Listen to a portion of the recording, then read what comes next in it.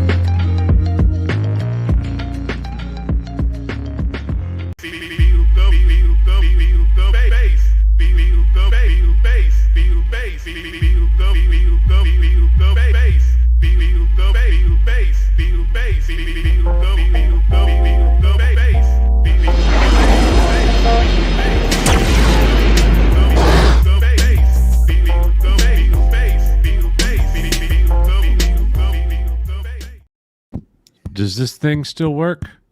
I hope so. You tell me. Hey. Hey. Mega Man is here. What is up, everybody?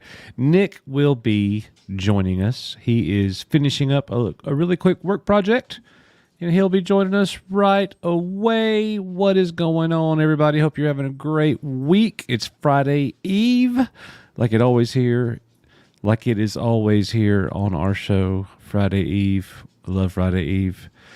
Guys, what's up? What is happening? What is happening? So look, we got all kinds of Star Wars news that we're going to get into, and we have some. It's split. It's both sad channel community news, but also celebratory. To be explained later on. We're going to get into that as well for sure. For sure. Probably the most important thing that we do tonight. But let's just jump right in to the articles. What are we talking about? You know, everybody? I love it. You know, I love the articles. Let's do it. Oh, I know that you do. I know that you do. And I'm glad you love the articles. Somebody asked. Wow. Batman big fan. Bro. Do you know them? He is one of the very first people to ever watch one of our live streams. Oh, wow. I'm talking about like when we had 5 subscribers. An OG of the OGs? Yes. Great to see you, man. Now, if memory serves correctly, he lives somewhere over in the Middle East. Oh my.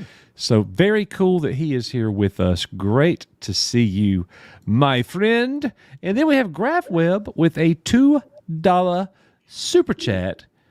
Hashtag cancel Disney Plus. Thank you, brother. Appreciate that very much. Speaking of movies that aren't Disney Plus, there's a movie that came out tonight. I'm so ready. I hope it does. I'm going to channel my inner Nick, even though I know he's not here yet. I hope it doesn't suck, Coach. Please don't let it suck. He's excited about it. I know. However, that was before Chris Gore came out and said he was not a fan. If Nick knows Chris Gore said that, then Nick's anticipation would have dropped because Nick is easily influenced by people he likes. Well, my heavy spoilers liked it. Chris Stuckman liked it. I can counteract with people who've liked it. Yeah. As for me, I don't give a piss what you like. I know. I like what I like. You're preaching to the choir on that one, as you know, Coach. Oh, yes. Oh, yes. Yeah. But occasionally me and you were like, you like that show? Yeah, I like that show. Like, I think we're the only two people in the world that like that show. But pretty cool. Everyone who doesn't realize we're talking about Alien Romulus, right? I think everyone probably figured that out. Sorry if that was over the head. That's our fault. Debbie Young has gifted 10 EBN memberships. That is awesome. Welcome to all 10 of the new members. Please give Debbie a big EBN. Thank you for doing that. That is awesome, Debbie. We appreciate that. Thank you, Deborah. Exactly. And Coach, just one more thing about Alien Romulus, which I think I knew this, but it was going to be a direct to Hulu. They were not going to release it theatrically, and Fede Alvarez insisted. He said, if we're doing this thing, he said, it's going in the theater. I like that. And so, because he didn't want it to get the Prey treatment, right? The Prey is another one which they kind of went back and forth on, and that was a direct to Hulu release. So I hope it does quite well for them because he was very, very adamant about it. Very cool. I hope the movie is going to be good. I'm just going to anticipate that I like it. But here's the thing, and most people here will disagree with me. Totally cool. I get it, guys. I get it. I happen to enjoy Prometheus, and I thought Alien Covenant was okay. I didn't hate it at all. I think your love of Prometheus will be rewarded in this movie. Hey, let's go. Oh, I don't. Love is a very strong word. Let me rephrase that, because a lot of people dislike Prometheus strongly. So yes. Your affinity towards, or the fact that you like Prometheus, I think that will pay off. From what a little birdie told me, I think that will pay off. Wrong channel for Sparrow. Get that little birdie the hell out of here. So bad. I'm sure the people who got all of that in chat have to be dying laughing right now. So bad. There's just one particular picture I see nowadays when you talk about that. It's like on his head, it's like it's right here. I just cannot unsee. Yeah, that. That's good. That's a good one. Every time that's a very good one. Yeah, I hope we had some good laughter out of that one. All right, so look. First of all, for you Star Wars collectors, toy people out there, and oh, by the way, I'm still wrestling with a decision. There is a new Black Series Darth Maul figure from, I believe it's the Vintage Collection, and then Andor K2SO. They are on sale now as of August 13th. So if that is your jam, those are available. You can head over to any store that sells Hasbro and get those, scoop those up. I believe they're on pre-order at the moment, but they're like $16.99, $24.99, somewhere in there. So those are all available to you. And for what it's worth, if it matters to you, this K2SO is the Andor Season 2 K2SO. So without putting him next to the Rogue One K2SO, I wouldn't know what that means. Is he less beat up? Is there something shinier about him, I'm not sure, but it is officially from the second season of Andor where he will appear quite happily. Yeah. And if you don't mind, people got it for sure. There's a lot. They got it. Yeah, they got it. There's a lot. It's just perched right up there on his bald round. His round bald head is about the same as mine. That's why I just see it perched right here. No, zombie. You're 100%. You're right. Remind me to change the title of the stream as we wind down. Yes. Our Star Wars. Delio's here. By the way, I don't have it pulled up, but I know a lot of you guys saw this. I really struggled with this one. Mm-hmm. I really struggled with this one. What is it? A life-size Darth Vader. I didn't see this. Oh, Rissman. 7 feet tall. Whoa, it is life size. Lights up, and it looks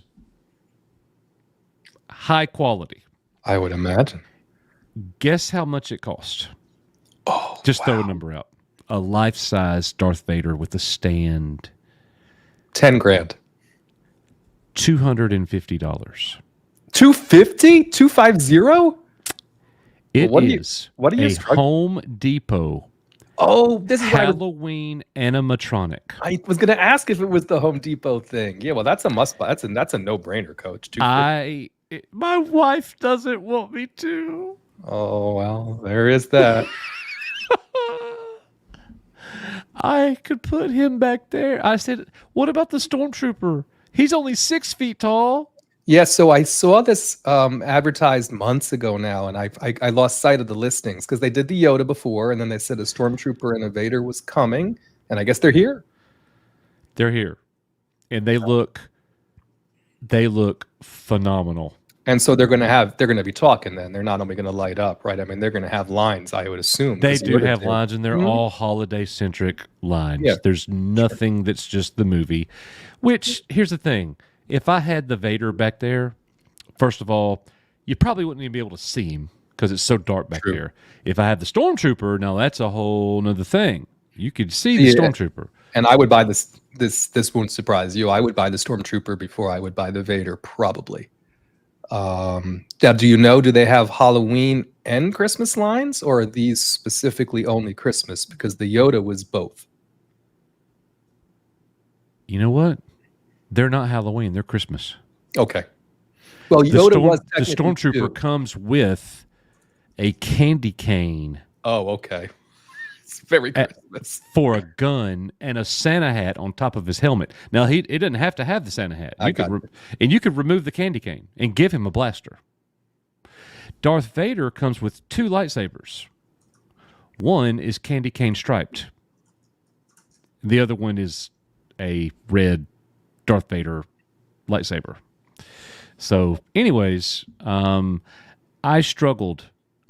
They both look good though, and I'm struggling with it. I actually thought about just there it is. That's absurd. It's just absolutely absurd. Now the Santa hat comes off, and he don't have to have a candy cane. He looks badass, does he not? Yeah. Play it.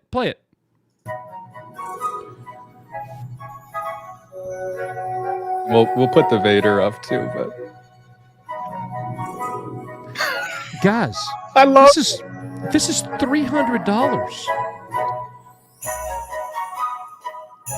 Like, he's 70 inches. These are not the holiday decorations we're looking for. Move along. He says move along.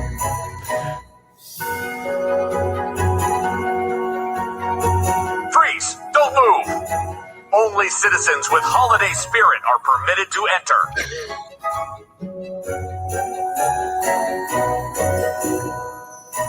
Halt! Stop right there. The Empire has been looking for someone just like you to spread holiday spirit throughout the galaxy.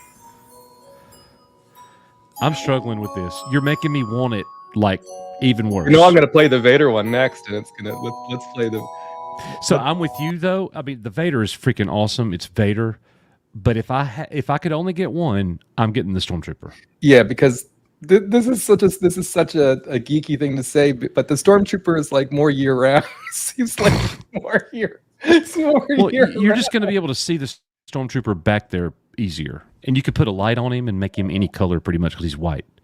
Why can't I find Home Depot Vader? Oh, you'll find it. The Stormtrooper came right up here. While you're doing that, Scott Westbrook with a $5 super sticker. My friend, thank you very much, Scott. He sends in the Fox saying, good job. Thank you, brother. Appreciate that very much. Looking forward to seeing you at the Icon. Dwight Paladin Graham. Paladin meets, eats, and drinks. $5. Lol, coach. I'm finally got sub base going. Thank you for start. Well, good. That is awesome. And good luck with your mobile food truck. I cannot wait for you to get that up and rolling, my man. That will be awesome. Thank you, Dwight. Appreciate it. Good to see you. And then Batman Big Fan with a $5 super chat. I've missed you guys. It's been a long time, and I'm so sorry that I wasn't here. A lot happened in the past few years, and I'm in college now. Awesome, brother. That's fantastic. One of our oldest people in the community, like original OG, here in the beginning when me and Nick were like, does the camera work? Like, we were so bad. So Batman Big Fan, great to see you, my friend. And if I'm not mistaken, you lived in Kuwait, somewhere over there. I know I'm really close, but that is very, very cool. Awesome. Great to see you. Set your sparrows onto that like button, says Zombie Box Reviews. Are you ready? You got this yet? It's not on the Home Depot site, so I'm just finding it in other people's videos, and I don't know if we want to go through. Now, they had over 900 for sale like 2 days ago. I will say the Vader comes with a pumpkin. So the Vader is either. Vader has two hands. Yeah. One hand has the pumpkin, and one hand's just a regular hand. Yeah, I'll bring this. Well, I guess he comes with three hands. Yeah. You know what I mean? I know. You don't have to have the pumpkin, is what I'm saying. But the pumpkin lights up. It's pretty cool. No, that's why. Well, that was the whole premise. That was the premise behind the Yoda, right? The Yoda was it had two hats. You know, it had a whole shtick to it that was either Christmas or Halloween. Now the Stormtrooper's neck right there looks off to me. Yeah, this one might have been a pre-production, or it's just because he's not turned on, or he just froze in a weird awkward position. Yeah. And this guy is a little annoying, but Depot really knocked it out of the park. But yeah, so it looks like you have an option for him to have like a Death Star sort of ornament, or the other option is with the pumpkin.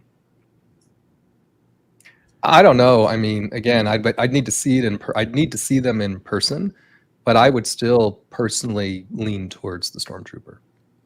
I mean, if I was going to make a choice. I mean, with the money, that's pretty awesome for just $300. Mm-hmm. Like, that's quite the Star Wars, what do you call it? Like, just awesome thing to have in your freaking office, your home, your man cave or whatever. But when I mentioned it, my wife was like, not having it. Didn't you have an arcade at one time? And you had this at one time. Every time you get something, you keep it for 5 months and then you get rid of it. Like, what are you doing? Well, and like I said, it didn't pop up on my Home Depot site, and it may just be because the Stormtrooper is available locally here and the Vader is not. That's why I had to go to the internet and try and find someone who had it. So, right. Yep. Well, guys, if any of you end up getting the Vader or the Stormtrooper, I know that one of our members, Brandon Deeks, who meets us at Icon and hangs out with us, Brandon got the Vader. Really? Posted pictures of it set up in his man cave. Cool. And it looks fantastic. He's very happy with it. So, anyways, that is going to bring us to tonight's opening topic as we go through this D23, all the Star Wars news updates. I know that happened, just a few days ago, but you got all kinds of stuff about Skeleton Crew, the Mandalorian and Grogu, little Andor, and that's kind of what we're going to do tonight, is go through just a little bit of this for you guys. I'm not sure, chat, just let us know of the three things that we're talking there. Which one are you looking forward to, if any? If it's none, say none. So some people is going to be none. I know. That's where a lot of Star Wars people are. Yeah, I know. But I am going to be intrigued about Mando and Grogu. Not that I think it's going to be anything.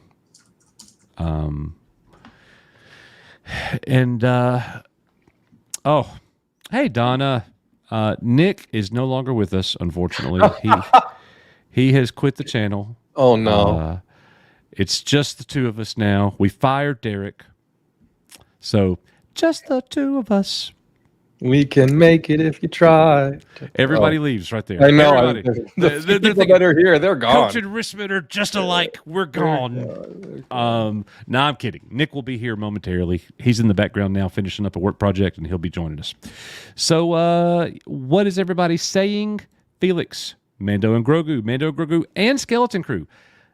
So, that's something that we talked about. Rip Nick. No, Derek, I'm out.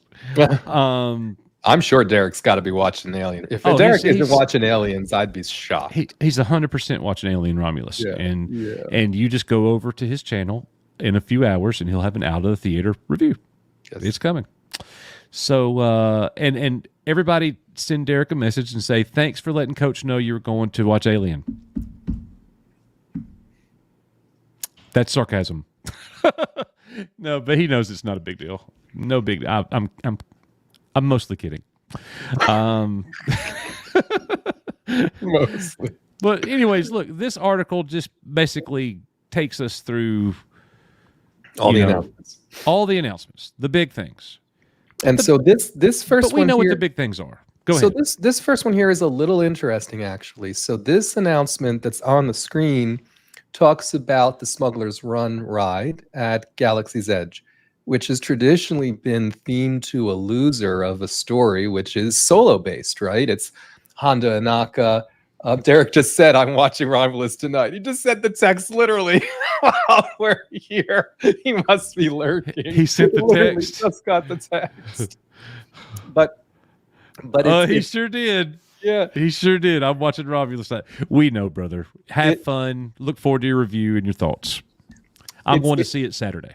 Yes. So it's been themed to, you've got Honda Naka. He wants you to steal the coaxium. I mean, nobody even knows what in the heck he's talking about, right? I mean, again, it's really very solo heavy. And so when they came out and they started talking about partnership with Fortnite and the Unreal Engine and all this, Dave Filoni pulls up, oh, by the way, John and I were in the park and we are going to take the Smuggler's Run ride and we're going to reskin it to a story surrounding or accompanying Mando and Grogu. And we're going to make sure that's available right around the time the movie comes out. So you will have the opportunity to pilot the Millennium Falcon alongside Mando and Grogu while they're on this adventure and help them out. Now, that may be just all it is, right? This may be their way to get Mando and Grogu into the park. It may be a way to increase, interest in this ride. Or it could signify that there is something in this movie coming which does involve the Millennium Falcon in this story that they're going to tell. Don't know.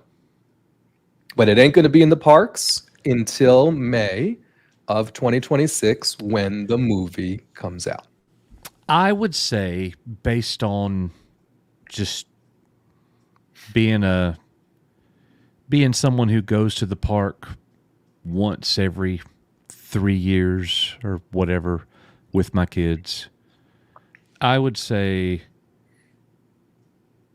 be cautious about looking for indications of what they're going to do with their shows and their movies with what they do in the park, because I don't think they've really matched up all that well over the years. You know what I mean? But you never know.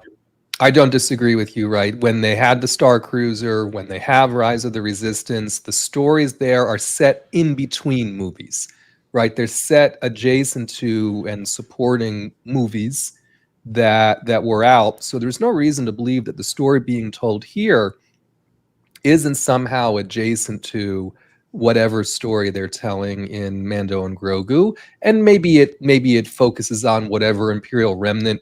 Maybe there's a little bit to it that's kind of spoilery for the story they're telling, and that's why they're holding it back. Because on this point, if they really wanted to stir up buzz for the movie, you would think they would hurry up and do the reskin and put it out there months ahead of time, right? As a look what's coming. Yeah. So that's the only part of it where I feel like there's got to be something in the story of this ride, which they just don't want to talk about until the movie is out. Right. But we'll see. That was a big surprise. Now, there had been rumors that there would be a Mandalorian and Grogu roller coaster. There's been rumors that they're bringing them into the park somehow. But the Star Wars land that was going to go in Paris, it's now officially dead, and it's going to be a Lion King land instead. So not only did they decide not to do Star Wars in Paris, they replaced it with Lion King, of all things. It's going to be the Pride Land, the Pride with the log flume, and a bunch of other stuff is coming instead of, their version of Star Wars, whatever it was going to be. So, we can't show the teaser trailer because they took it down. I've taken it down from everywhere it was. But again, the most interesting thing to me about that was AT-ATs on the snow planet. The snowtroopers were inside the AT-AT. You know what I mean? It is going to be Imperial Remnant heavy. I'm interested, right? I'm interested to see what story they're telling. I just hate that Grogu's in it, right? I mean, for me, that's a detractor. But you can't get away from it. I would say that's one of the biggest problems that The Mandalorian has, as a story from beginning to end so far, is Grogu. Well, because it felt like in the beginning, what's this about? It's almost as if the storytellers didn't know.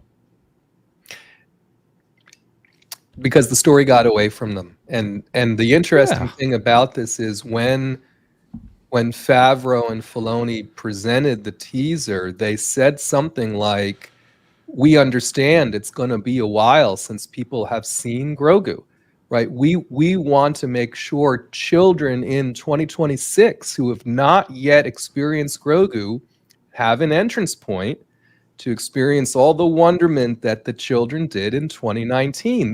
They're playing into the fact that, they're trying to use Grogu as another restart point and hoping that people who have followed along thus far will continue to do so. But they're all in on Grogu, whether we like it or not. So I see some comments. People are like, we love Grogu. I know. A lot of people do. A lot of people do. I think a whole lot of people are indifferent. Let's find out what this guy thinks.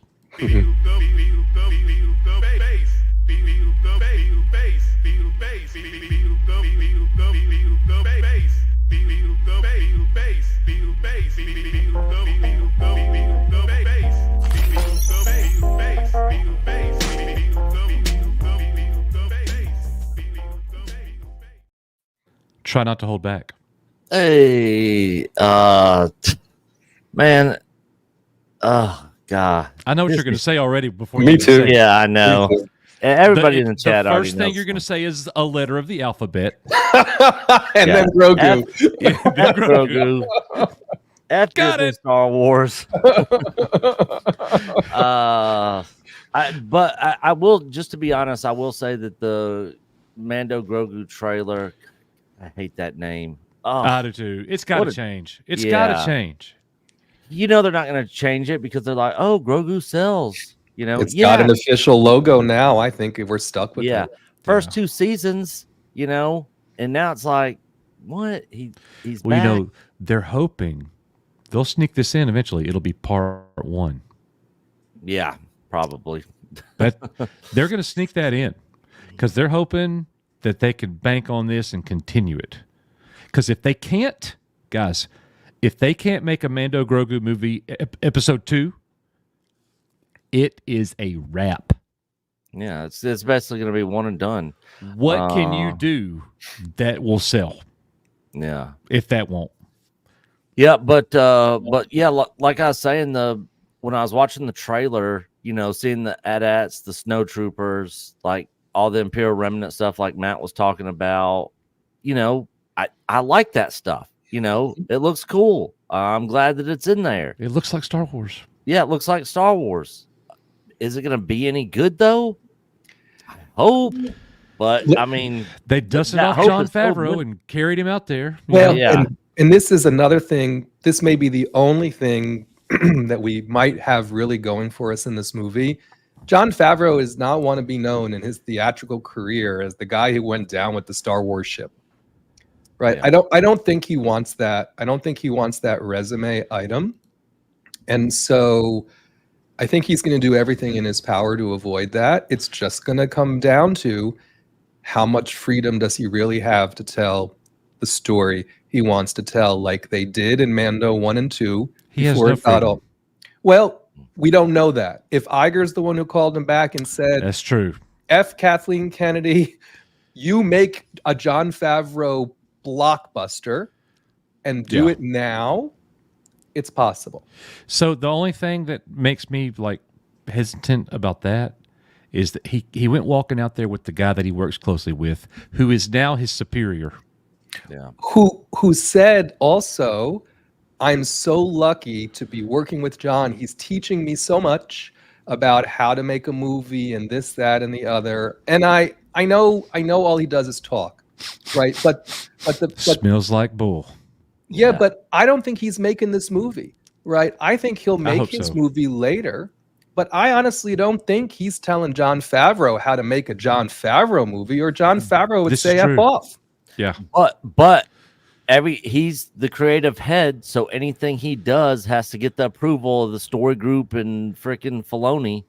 I think I'm with you, but I don't think Filoni's going to screw around with Favreau. KK is another matter entirely. If she's even, I don't know anything what she showed up at D23 because John Williams couldn't come. I hope he's okay because he couldn't come to accept his award. All of a sudden, Kathy came out with Harrison Ford. She was there the whole time. They didn't let her on stage.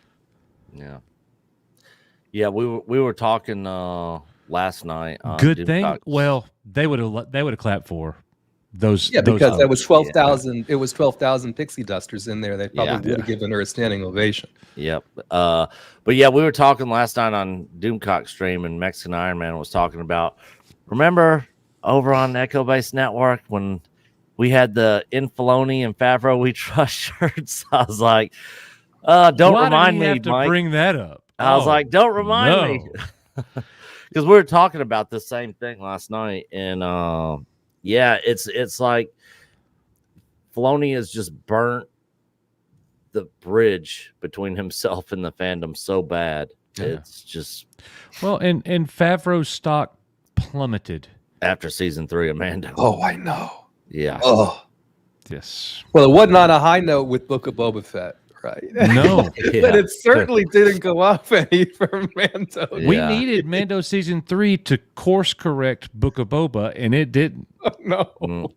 And everybody knows he was very hands off on that Book of Boba Fett. That was, you know, I from what the rumors said to be, basically the entire Book of Boba Fett season was like 14 pages. And Yeah. Robert right. Rodriguez filled in the blanks and put everything else in there, and they let him kind of do his thing because so many people liked his Boba Fett episode that he directed. Well, and then they decided they had to use some of that to get Grogu back, right? So I think there was a series of events there that relegated, which I'm not sure this makes it better, by the way, but that relegated the Favreau story to be Dances with Tuskens and some of the stuff that happened at the very beginning. And then the rest of the series was just a culmination point to shoehorn Grogu back in and to have some big, epic fight at the end for the finale and all this, and then basically to just be able to reuse Boba Fett in the future. Yeah. The most enjoyment I've ever had watching anything Star Wars that Disney made is when a Book of Boba Fett episode would end and that terrible, stupid music would start playing. Boba Fett. And me and Nick were just sitting there dumbfounded, laughing. But they didn't have going, words, remember? But there was no words. And then remember, at some point, they were all of a sudden they started saying Boba Fett. I'm like, how could they just make it worse? We were like, made it worse. Just laughing. So it was. good. If I could ever go back and relive an entire season, that's the one. It was so much fun. Yeah, it was. I wasn't mad at all. It was hilarious. Yeah, I was just like, man, this is terrible. And the thing is, going into that show, we were actually, because that was coming right off Mando season 2 hype. So I was hyped. I was like, man, Boba Fett's coming back. He's going to be taking over Jabba's spot. It's going to be awesome. Nick, you said it. Rodriguez talked about it. They gave me 14 pages. This is a season? I could do that. This is 2 episodes. You got to fill in the blanks. That's what he was told by Favreau. Yeah. So what was the blanks that he filled in?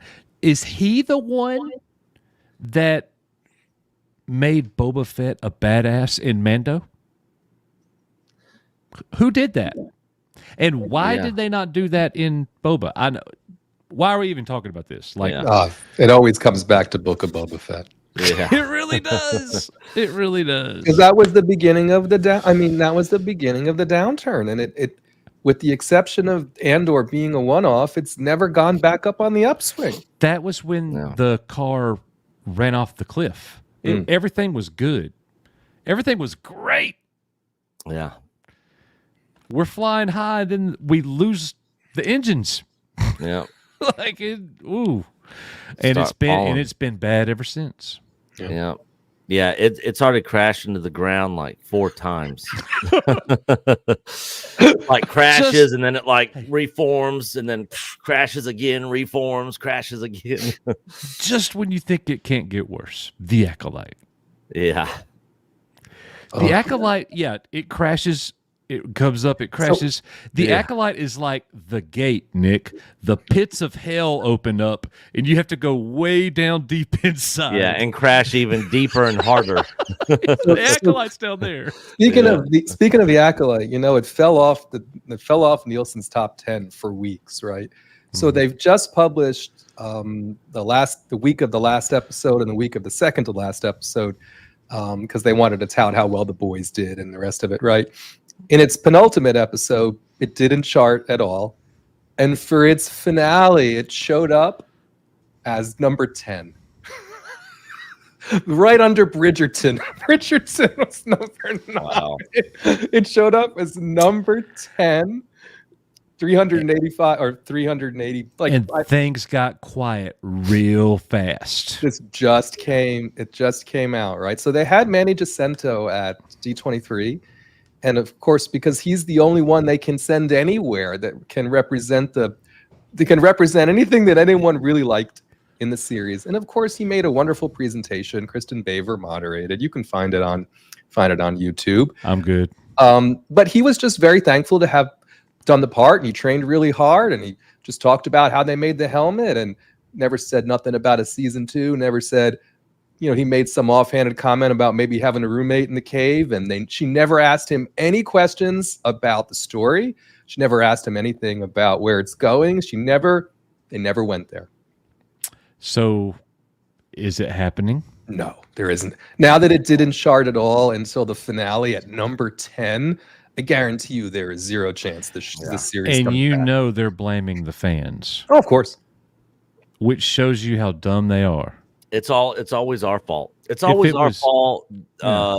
The way the show was written, directed, acted. It's all our fault. Yep. Venger, were you trained by Dungeon Master? All right, guys. So, look, let me break in here and kind of shift gears. I said this at the top of the show. I'm not saying what it is, but we do have a bit of channel news that's both very sad and also worthy of celebration. Yeah. So we're going. Don't leave. We're going to share that with you guys here in just a few minutes as we continue to go through this. Don't leave. We want you guys to hear this, especially those of you who've been with us for a long time. We don't want you to miss this tonight. So, all right, let's continue on here. So, Skeleton Crew, we've talked about it. We watched the trailer. Nick and I had this conversation. You know, they made the trailer look better to me than I imagined. I'm not saying it. I think it looks fantastic. Or I'm like, yes, that's a. You know, you can never tell anymore with trailers, especially with Disney. But they made this somewhat appealing for me. Now, Nick made some really good points last time we talked. Some of the things that you said that you nitpicked, I didn't even notice. But in my defense, I watched the trailer on my phone. Yeah. and it wasn't easy to see all that. But you know, like you talked about, it looks like the suburbs of Chicago. Yeah. The neighborhood with the streets and like what is going on here? It's like, you know. And scroll back up for just a second, Coach. So the one thing I want to mention here, where it says individual episodic directors are, and it lists all these people, right? The directors and the people who wrote this. I just want to say again for the record, and I do understand the feedback about the way they're representing suburbia. You can put a pin in that for now. But I want to mention that the list of directors and the writers they have here, when I say this series feels like it had adult supervision, these are people who did The Mandalorian, right? And not only that, the guy who just directed Twisters is here, right? The Daniels are here. You know, Bryce Dallas Howard is here. And Jude Law has finally emerged for a couple of interviews. And one of the interviews that he just had recently was gushing about the directors and just how it felt on set and how they were all, you know, sort of in a camaraderie about this series, and just that it has an air of lightness to it. So I think, and what resonated to him, of course, was it reminded him of his childhood, right? Of the things he watched, because he's roughly our age. Maybe he's a little older, I think. But he talked about his experience with the original trilogy, you know, watching E.T. and some of the rest of it. And he said they worked really hard to try and recapture some of that nostalgia. And he hopes that they did that successfully. So again, there's a fine line between capturing the nostalgia and going down a cringe fest. I hope that's not what happens. But I think this is going to be so different than The Acolyte that either people are going to like it a lot or they're just going to hate it for different reasons. But I don't think they're going to hate it for the same reasons that people hated The Acolyte. I have a feeling they've done a better job with this than we're expecting. I hope so, because Star Wars, when we say that they need a win in the worst way, a win, they're so bad right now. A win don't even do them any good.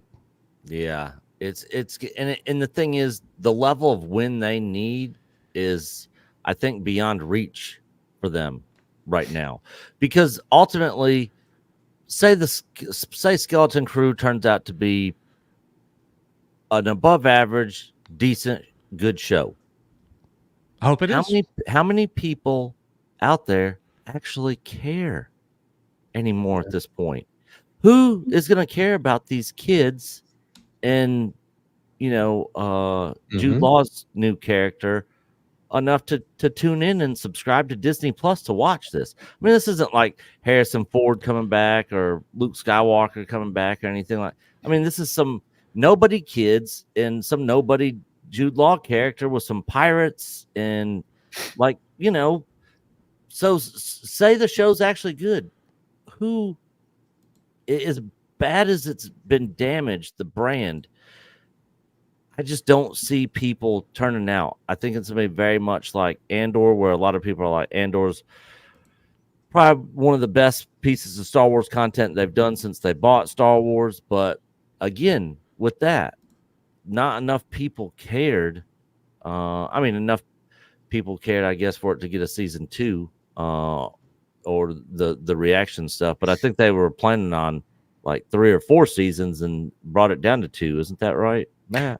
Well, they were going to do the original plan was to do 5 seasons. Yeah, 5. That's what it was. But the practicality, and Diego has said this again recently in an interview. He's like, if we were going to do 5 seasons, we would have been working on this for 20 years. He said you would have had to roll me out as Andor in a wheelchair. Yeah, right. He said so. We had to do something a little different. And what he said that I thought was cool is, he said, what we're basically doing here is producing 4 movies. He said, what you're going to get in Andor season 2 is 4 movies, right? 4 3-episode arcs of roughly 120 minutes in aggregate across the 3 episodes. He said they're going to tell a self-contained story within a year. He said, and then you're going to revisit these characters in the next year in another movie. He said, and that's exactly the way we're finishing it.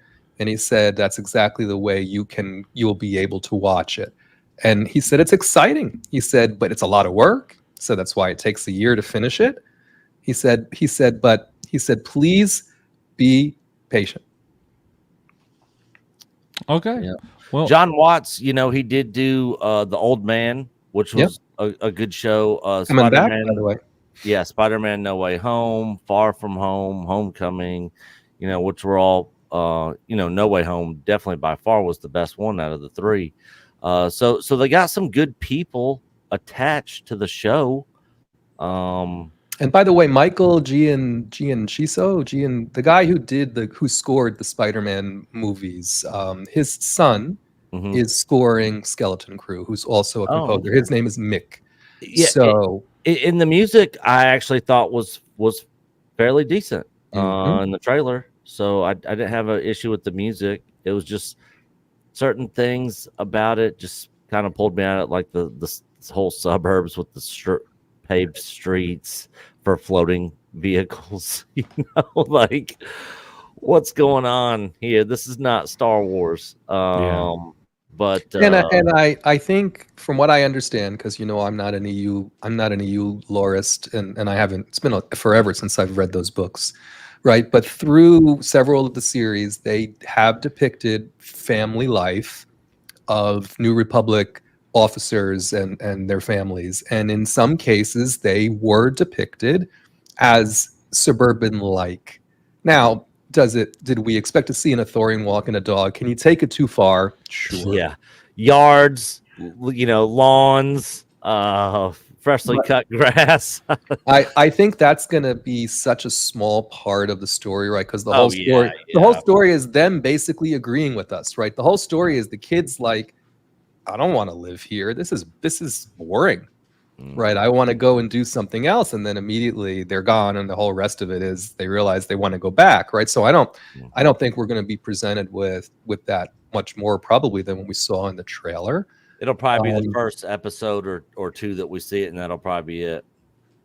Yeah. I mean, and they did confirm the first 2 episodes come on December the 3rd. So that does mean we're getting episodes on Christmas Eve and New Year's Eve. I still don't understand that decision. But again, on your point of who's watching, I guarantee you, even the people who are watching, it's probably not high on their Christmas or New Year's plans to sit around with the family and watch Skeleton Crew. No. It's just not. Yeah. I'm with you guys. Let's see. So I don't know what the heck this is. I guess I'm showing my. This is a deep cut. So when the kids are in the trailer, they're walking I just along absolutely closed it down. I did not even mean to do that. That little creature. That little Michael creature Jackson video. on the so that was Michael Jackson in Captain EO. Captain EO was a film that George Lucas produced that Francis Ford Coppola directed that I ran have in no Disney. memory of this movie. It ran in the Disney park. It ran in Epcot. And the whole story was there were Star Wars aliens involved, and the whole story was Michael Jackson and these aliens, they needed to do something, right? They were fighting against a villain who was trying to take over, and he had a sidekick by the name of Fuzzball. And that was what you saw on his shoulder. It appears in the trailer. The kids are like walking along and they're making it a point to show all the creatures. At one point, there's a cage and there's a creature in the cage, and it appears to be Fuzzball from Captain EO. It definitely looks like him. I saw the image. Yeah. I can definitely see how people think that that's him. So there is speculation that, and also the droid called SM-33, the one that's decrepit, that's sort of the first mate. By the way, SM-33 Smee, like Captain Hook's sidekick, SM-33 Smee. Anyway, he has like a peg leg. There was a droid or a robot in Captain EO that resembles his design also. So they appear to be paying homage to something that, of course, was never canonized, that only the geekiest of geeks would pick up on. Yeah, and in that movie, the shipmate Hooter is like the Max Rebo character. They look pretty much the exact same. They're in Orderland. That's correct. Yeah, that's correct. Which is this kid, the kid that everyone in this series, the kid that everyone says looks like an elephant. It's supposed to be the same species as Max Rebo. It's a young Orderland. So yeah, that's Fuzzball from Captain EO. If you really want to find Captain EO, it's a musical. You can find it on YouTube. Very cool, very cool. Now look, we've got I don't know, man. Looking at the agenda, we're not going to have time to hit it all. Most of it's just little videos I put there in case you wanted to show anything. Well, geez, I don't even know. What would you guys like to see? I don't even know. Why don't we do this? Why don't we do this, Coach? Because you said you wanted to go an hour-ish. Let's talk a little bit about Andor and what they've said in Andor season 2. And if you want to play the Diego Luna interview, we can do that. And then maybe we go on to the other topic you want to cover. Let's do that. Well, so the Diego Luna interview is 15 minutes. Oh, it's the 15-minute one. We don't need to watch Diego Luna for 15 minutes. No. So basically, that's like a whole episode of Ahsoka. Yeah. So what are the highlights? Because I've not seen the interview. Yes, it's a good interview. So here are the highlights, right? So I said some of it, right? They're finishing it off like it's 4 movies. It's a year each time. It's really focusing on these characters, and of course, the big things that was revealed is that Ben Mendelsohn is back as Orson Krennic, which we know. It wasn't ever really. If you read some of the surrounding materials, it's more clear, but it was never really clarified that Krennic was a member of the ISB, right? And so when you see him in the teaser trailer, he's actually in the conference room that we've seen a couple of times. So Krennic is in it. That tells us there's going to be something Death Star focused here. That's one thing. And then, of course, the other big thing is Diego Luna talks a lot about him getting back together with Alan Tudyk, right? So he's back as K2SO. There's going to be we all speculated, but it was never confirmed. There's for that reason alone. Yes, Andor season 2 will be better. I think there's going to be a significant part of this season that talks about, number one, how do they get together? I'm hoping they do that in the first 3 episodes so that we selfishly, so that we get to see K2SO continue, because we never, I think it's in a comic, but we don't really know what year it is. And so if they're smart and they had Alan, because Alan loves playing the character, and Diego loved playing the character, loved playing alongside him. K2SO is one of the best Disney created Star Wars characters by far. Far superior than Grogu. Oh yeah. Yeah. Like, name a better Disney created Star Wars character than K2SO. Anybody? Disney would disagree because they sold more Grogu merch than they sold K2SO merch. I would challenge, and you might say, I don't know who created Honda Naka, right? Honda Naka is a character that was popularized through Rebels, but of course, if you haven't seen Rebels, you probably don't even know who Honda Naka is. He goes back to Clone Wars. Was he in Clone Wars? So then we'll give George credit for. We don't want to give Filoni credit. We'll give George credit for Honda Naka. So I'm with you on K2SO, right? The Mandalorian. A lot of people will say the Mandalorian is the best character that Disney has created. Oh gosh. Ocean May. No. Mother Anastasia. No. Yeah. Some of the worst characters ever created. I mean, as much as I want to say K2SO, coach, you probably have to say Mando, right? Just because of the way that relaunched the franchise, although I think they diminished his importance purposefully. Yeah. But you know what I mean? IG-11 was a really good character. What? He was. Yes. No. Yes. No. Are you serious? Are you talking about? Oh, you're not talking about the IG that Grogu was in. You're talking about before he disintegrated. Oh. That was IG-88, wasn't it? Or I always get them confused. Which IG was it? 11? IG-88 was in Empire Strikes Back. All right, so it was 11. Yeah. So okay, but that was Taika Waititi. I know. Right. So there's a trend here, right? A couple comedians or comic, whether it's IG or whether it's Alan Tudyk, is K2SO, they bring that. They bring that energy, right? Good. Sure, it was good. There was a lot of, Rogue One gave us several memorable characters. Some people want to see Riz Ahmed back as the guy who who flew the plane, the pilot, right? I don't know that they'll bring him back. Oh yeah. But anyway, so we have to look forward to. What's the girl's name? Virginity Jones or something? Jyn Erso is the character she played in. Virginity Jones. Virginity Jones. So Forrest Whitaker is back, of course, and then they showed a shot of great actor, by the way. Yeah, and I mean, I think he's going to have a great part. I think Luthen makes it to the very end, or towards very close to the end, because we had some leaks about that. And then I think the other thing that they showed was Cassian goes to Coruscant. You don't even recognize him. I think I sent you the picture, Coach, and you're like, who was that? Oh, he's in disguise. And I think the reason why he goes back to Coruscant is he's responsible for getting Mon Mothma out, right? I think they're going to show us the Gorman massacre. I think they're going to show us what ended up being sort of the straw that broke Mothma's back, so to speak. And I believe Cassian Andor will be the way she gets extricated. Yeah. Yeah. Nick really liked Omega. That was a good Disney character. Another one of the worst. It's way easier to talk about terrible characters Disney's created than good ones. There's a short list of good ones. Yeah. It is a short list. And then the other little tidbit that we got from the Diego Luna interview, this one or a different one, he indicated we spend some significant time in, did someone say Riva? I knew Riva would be there.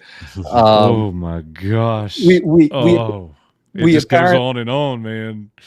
Terrible. We apparently spend some significant time across 5 planets. And they basically, we saw Ferrix and we saw what happened in Ferrix. We're led to believe from this interview that we're going to see versions of that happening across 5 different planets to sort of start to depict how the rebellion is formalizing and starting to rise up against the Empire, and how the Empire is cracking down and doing some things to try and quell that. So I think... Do you think we'll get Mon Calamari?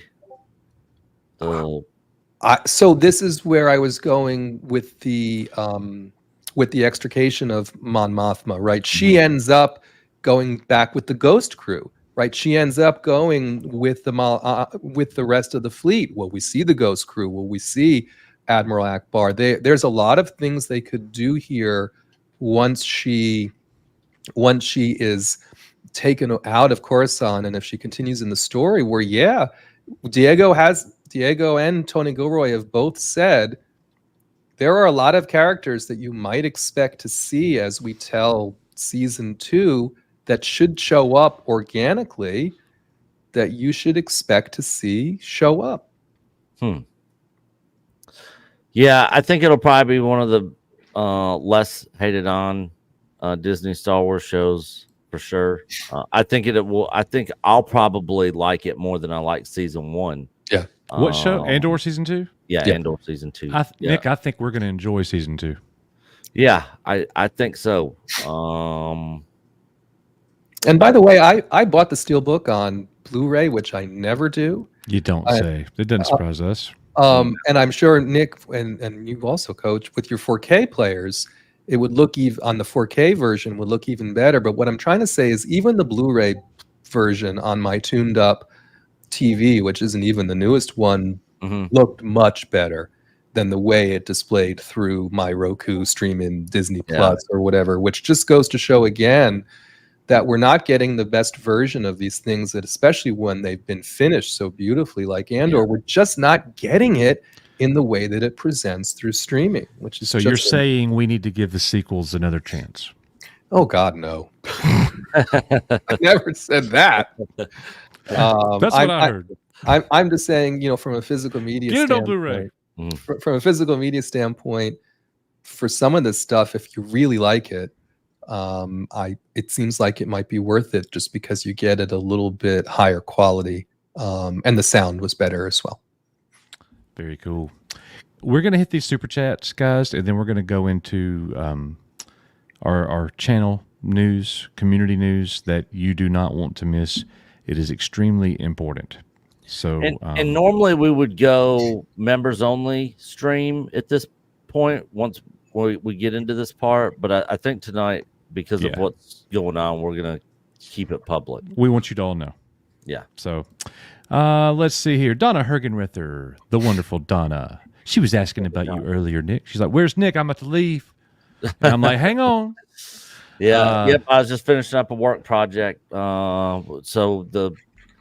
I'm not going to get into details, but the company I work for bought out another company that does the same thing in our city, and now we have these huge projects and changeovers that have to take place after hours at night, which it's pretty much me. So I'm going to be getting a lot of this stuff probably for the next year. Well, Donna, thank you very much for those 5 EBN memberships. That is awesome. Nick, we have the return of one of our OGs. I'm talking about OGs.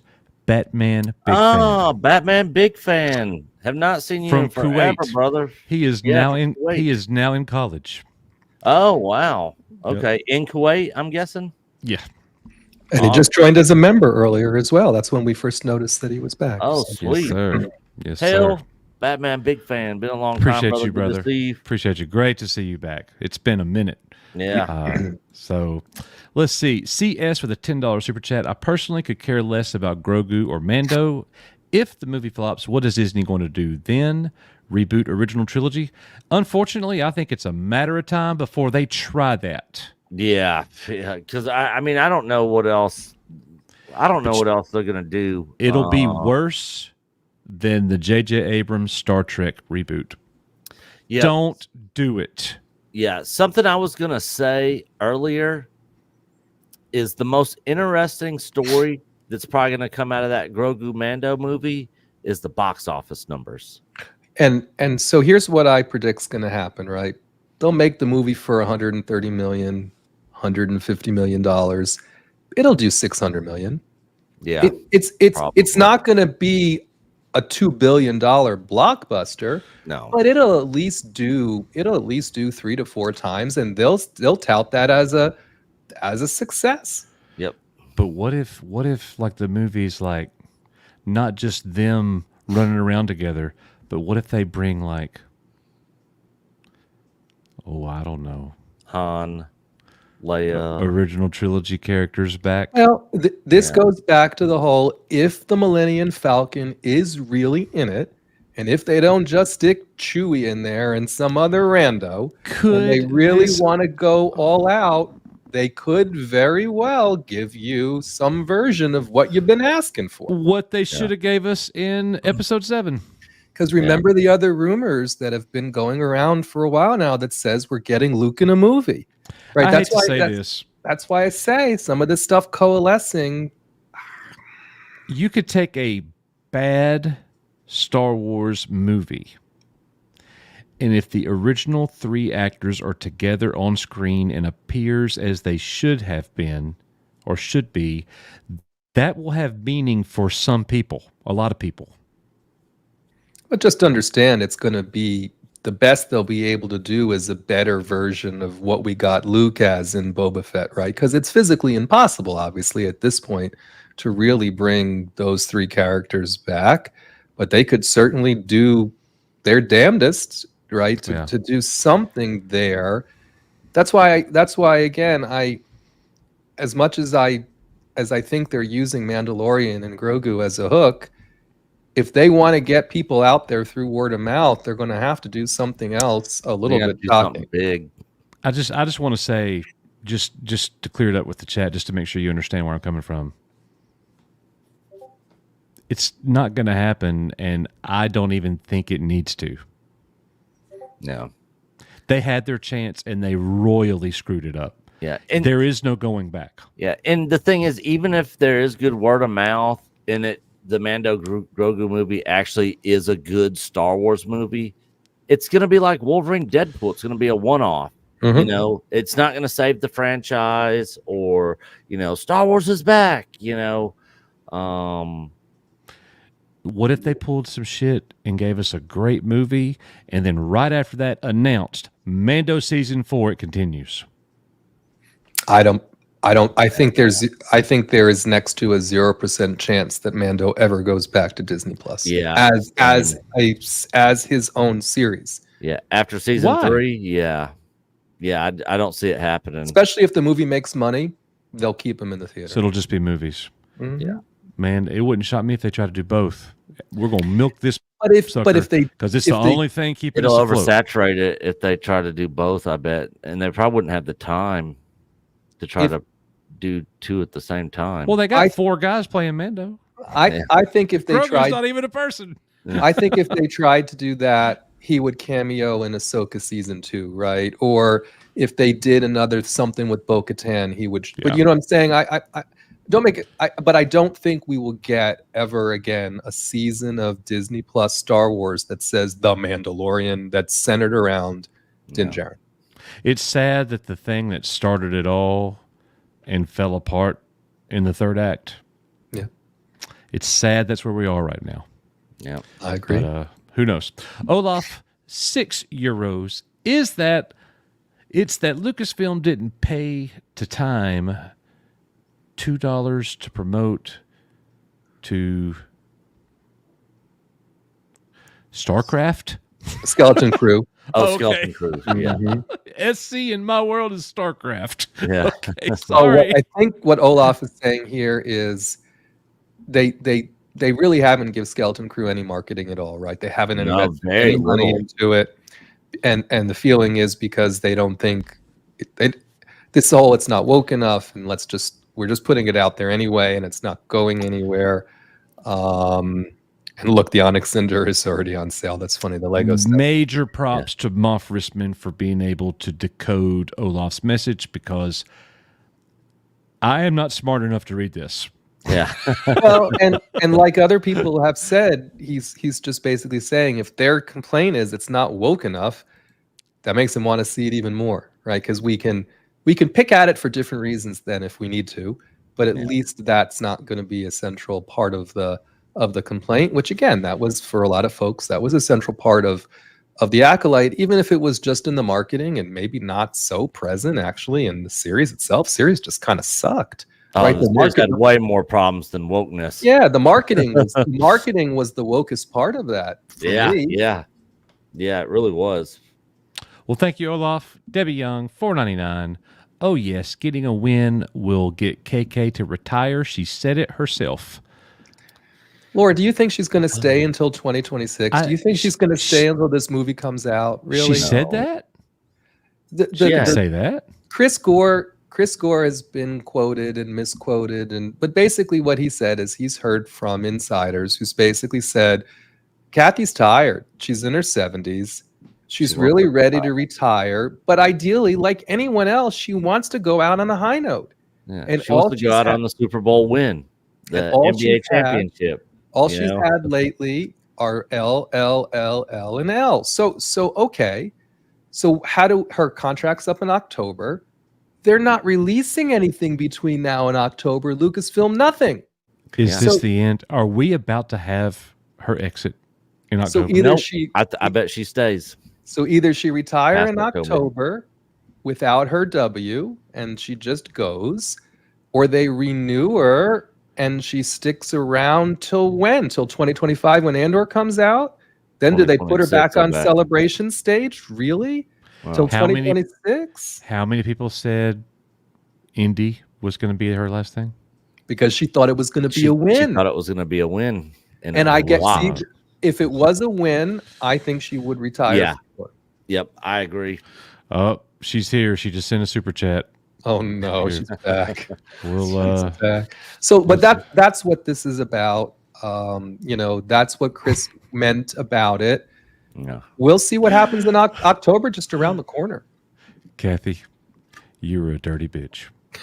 We don't have long to figure out, one way or another what's going to happen. And we'll know in October if she gets renewed. It'll be public what she got renewed for. It's not just you're renewed and you know what I mean. It comes out. Yeah, how much it'll be for. I would love to experience her getting massively booed one time. I feel like she needs that. We need justice, folks. We need justice. And the other thing about it is, for all we know, she thinks she's already won. She's changed the culture at Lucasfilm. She's left her mark in the industry. Did you call it Locust Film? I didn't mean to. If I did. But you know what I mean. That's what it is now. That's awesome. We're also attributing our own definition of win, right, as a big box office or renown or whatever. But as far as we're concerned, as far as she's concerned, she might be. This is exactly what I intended to do, and it's great. Yeah, I don't think she's going anywhere in October. I tend to agree with you, Nick. Sadly. Tiny Film Productions with a big $10 super chat. Thank you, brother. Come on, Nick. Who do you love the most, Oshamir or Omega? Give us a reason why you love them more than the other. Don't worry, I have some fresh squeezed blue milk to help you sleep later. Good God, Oshamir, Omega. God, if it was a gun to my head, because I hate both. Well, you got to pick Omega because at least a dude's not involved. Oshamir is the two of them. But the thing is, I actually thought his performance was one of the better parts of the Acolyte show. Mm-hmm. That's why they keep bringing him around, Nick, because he's the only one everyone kind of agrees did a good job.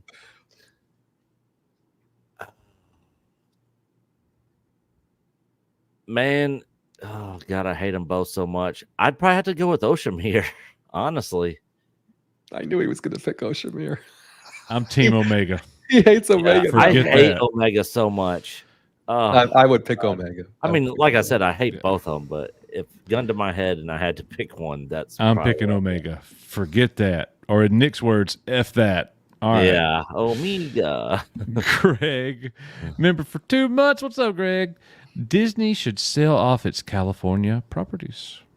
Man, they should sell off Lucasfilm. They should sell off. There's so much they should sell off.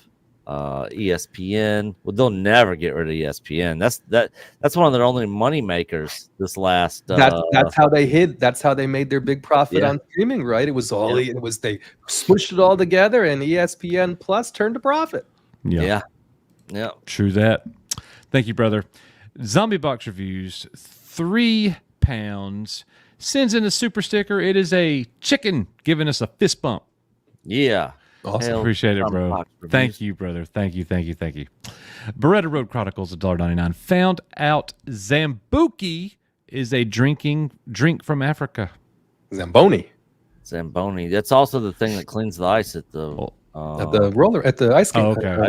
Ice rink, yeah. Sorry, when I see something that starts with a Z, it's only Zambuki.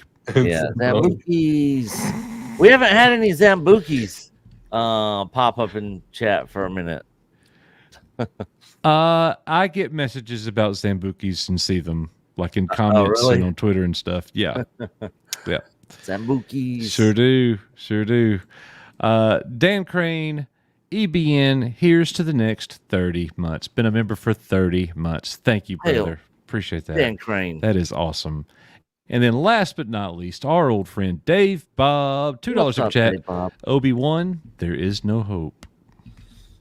And that's pretty much the mindset of most people right now. That's the thing. That's why I said the box office numbers for Mando Grogu are going to tell the real story. Because if that thing comes out and does over $1 billion, then there's obviously way more people out there interested in this than we thought.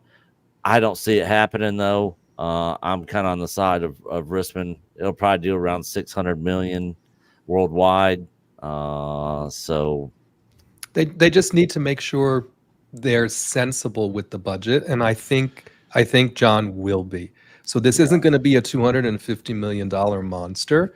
They'll make it for roughly the same price or a little bit less of what they were spending on Mando on Disney Plus, I believe. Yeah. And they'll market it appropriately, and they'll target 750, 600, 750, and see what happens. And so between the marketing and the production cost, they're probably looking at under 300 million, probably. Maybe under 350, somewhere right around that. So, if they can get to the 4 or 5, they'll actually make a little bit of money on it. Yeah, I don't think they're going to take a loss on it. Again, but I don't think it's going to be a $2 billion monster. No way. So we got a comment here. Nick, I'm going to ask you in advance. Don't even reply. Just to spare me and Rispin. I have no idea what you're talking about, but all right. The question is, why do you hate Omega? I accidental disagree. He disagrees. Okay. But I'm actually flummoxed why you don't. Oh shit. Short version. It's basically another Mary Sue character that's basically saving everybody all the time. She can do everything. She can do anything. It's not believable. She's a kid. She should have never been in Bad Batch. We thought she was a boy. Yeah. Yeah. Anyways, not a fan. All right. So, but cool if you like her. We are ready to address a little bit of news with everybody. Now, Coach, did you want to tinker with the stream title or do anything there? And I don't know if we're popping people in or how you want to handle. So we have a little thing that we're going to play that Nick has prepared. And Nick, if you don't mind, when we play that, at that time, will you post the link for our grandmasters and our masters to be able to pop in if they want to, and to be explained in a minute.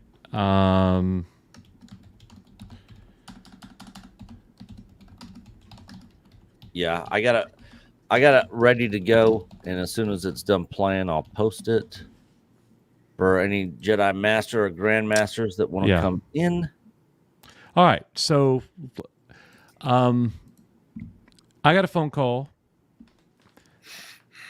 from a friend of ours, family, that told us some unfortunate news. A very bright light in our community, a personal friend to many of us, an inspiration to many of us. Many of us love him dearly, but the legendary Tron has passed away. Yep. He had surgery Friday last week. And the doctors told his family that he had about a 50% chance of surviving, but he had to do the surgery. So they did the surgery, and he passed away that night. So his family messaged me or called me and told me about his passing. And they asked us not to share. So we have withheld this information until tonight. Yep. So it's been about 5 days. Yep. Nick has prepared a short video tribute for our friend, member, inspiration, and what we would like to do, if you guys are okay with it, let's play the video, post the link for our Masters and Grandmasters, and if you have anything that you'd like to come in and share about the legendary Tron. This is bigger than Star Wars. We're respectfully, we're not talking about Andor or Ahsoka or anything. This is not Disney. This is not Star Wars. This is the loss of a friend and a special moment as a tribute to him and only him. I will never forget the joy on his face. We're all in the courtyard at the convention. Yeah. And I knew he was coming. Yeah. Yep. I think Debbie told me he was coming. And I went and hid in anticipation. I remember. They rolled him to the table, and I walked up behind him and started talking to him.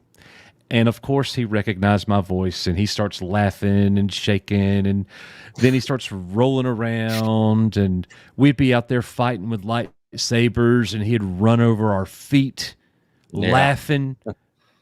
He ran over your foot more than once. That was the best part. Hilarious. It would just stop and laugh and just kept. And if you don't know Tron, he's been sick. He's been in the hospital for like 5 months. Been a long time. Yeah. And in different recovery places after that, and then back in the hospital. He was running a really good show over there on his channel. Had awesome little gaming streams. He talked about disability awareness. Tron hadn't been able to say a spoken word in decades. Yeah. In decades. He hadn't been able to walk in decades. So when I say that this was a mixture of both sadness and a celebratory thing, we do want to celebrate his life, and I am thankful that he's no longer suffering here. Yeah. Yep. Even though it hurts because he's gone, but no more pain. Yeah. And I hope, my hope is that he's walking the streets of gold in a body of perfection right now. Yeah. That's my hope.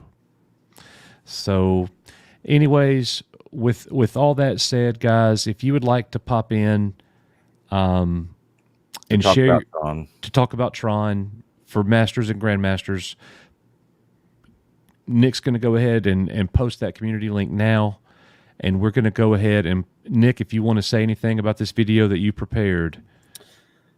It's basically the same video that if any of you guys were around when we did a video, it's basically that video. I just had to go out there and get it, and then just add something to the end, and then re-upload it onto StreamYard here.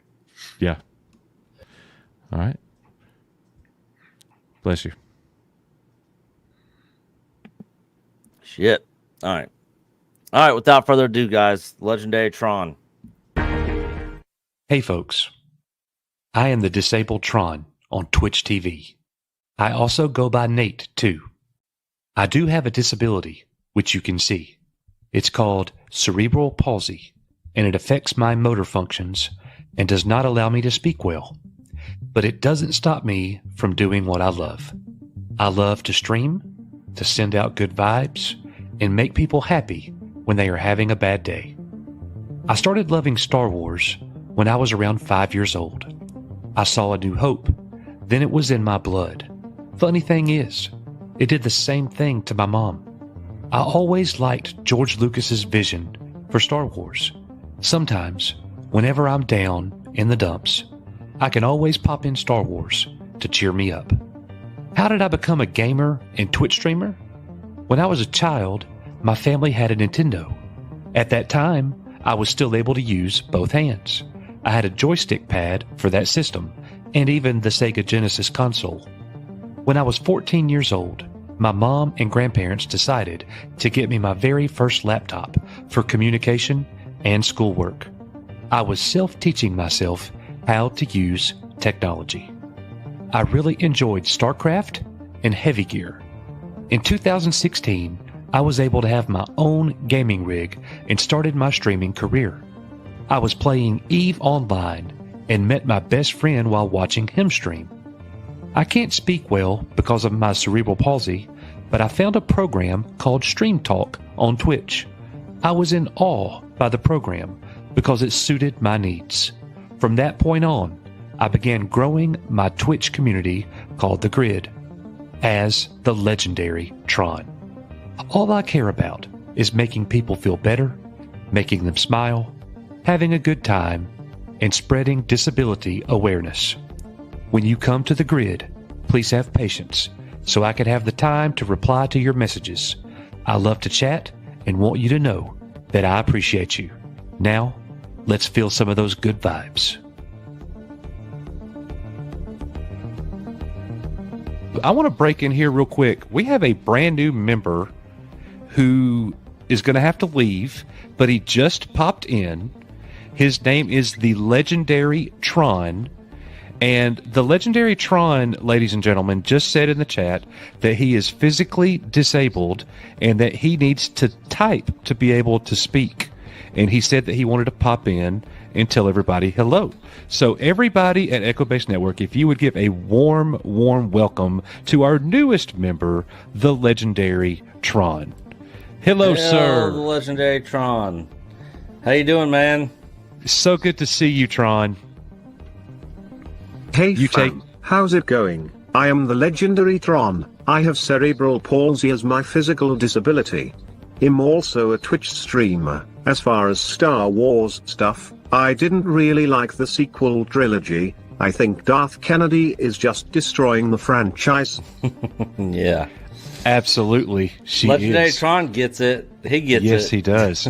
Hey, I'm going to tell you, Tron is one of my favorite movies ever. Did Mine you too. like the sequel to Tron? Tron Legacy? Let's go. Okay, I'm on your channel, and we just subscribed. Echo Base Network has now subscribed.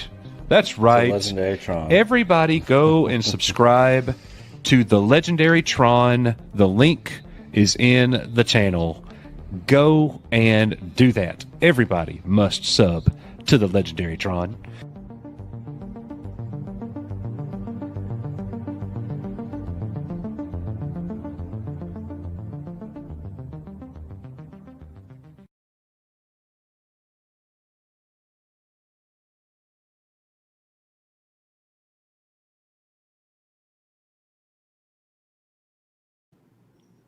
Oh, Coach got the glasses on.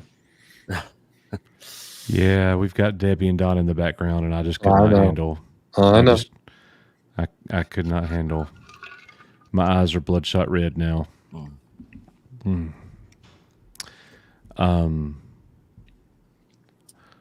Yep. stepped away for a second.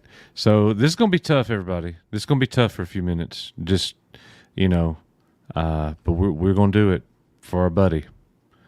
So, Lord have mercy, she ain't even going to be able to talk. Here we go. We're bringing in Mama Bear and Donna, and let's let the ladies take the floor. Hey. Hello. Hey. I found out the same time Coach found out, and out of respect for the family, I also decided not to share it with anybody, even my good friends. And I hope you understand and respect that. I did the same. They asked us not to. My heart's broken. Mm. There was a song, I can't even remember who made it, called "You Light Up My Life." There also, and that's what he did for me, Yeah. and he never complained, and he just took everything in. And I think that everybody at EBN should be proud of what they did for him. He loved all of us so much, and I will never forget him. And I texted with him on the 2nd of August, and he had just had that second surgery. And then I believe I think I got a text from I think it was from his mom that said, he was going to have another surgery a few days later. And she said, I can't go into any other detail, but I'll let you know. And then the next thing I heard when she called me and told me he had passed. And in my heart, I knew that's what she was going to tell me. My head was telling me, don't believe it, because with my background in medicine, when they were telling me what's going on, I really felt that his chances were getting bleaker and bleaker. He had been in the hospital straight for 1 year. And it all started with his bed sore, and then it went into osteomyelitis, and then it went into him having problems with the other organs of his body, and he's so frail, it just gave away. But I'm sad for me and for you, but I know if anybody deserves heaven, it's him. And I know that's where he's at. And he'll be with us in our hearts at the icon. And that's just me personally. I met such a good, um, I just had such a great time. His brother, I told his brother, I said, you were the best brother he could have ever had. He never hesitated in taking care of him. He was there for him. And I'm glad that his family was with him when he passed. And that's really all I can say. That if I go too much more, I won't be able to say anything. Yeah. But he loved all of you, and I know he loved me. This was the last thing I got from him, a mama bear pillow. Oh. And I will treasure it forever. Wow. Well, you took great care of him, and he knows how much you loved him. Yeah. I mean, he talked about you every time we talked to him. Every time. Every single time. You couldn't have a conversation without him mentioning your name. No. So. Well, I don't. If it wasn't for the work that Debbie did, he would never have come to Icon. No. Right. So. No. Yeah. Well, it was worth it. And unfortunately, we're only a couple of months away, and we were anticipating maybe him being there. Yeah. If he was well enough, and all of us were looking forward to that, man. Yep. So I will tell you this. Before we go to Donna, I will tell you that when my phone rang, I never, and I can say this with no hesitation, I never answer my phone if I don't know who it is. Mm-hmm. I make them leave a message. I answered the phone. No. And it was his brother. I had no clue. I had no clue who it was. He said, "Is this Coach?" And I was like, "Yes." And he told me, "This is Jacob Huffman. I'm Tron's brother." And I thought, "Oh no." Yeah. Yeah. Hey, Nick. Yeah.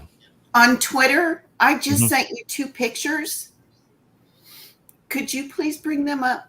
Yeah. Let's see here. Are you okay, Debbie?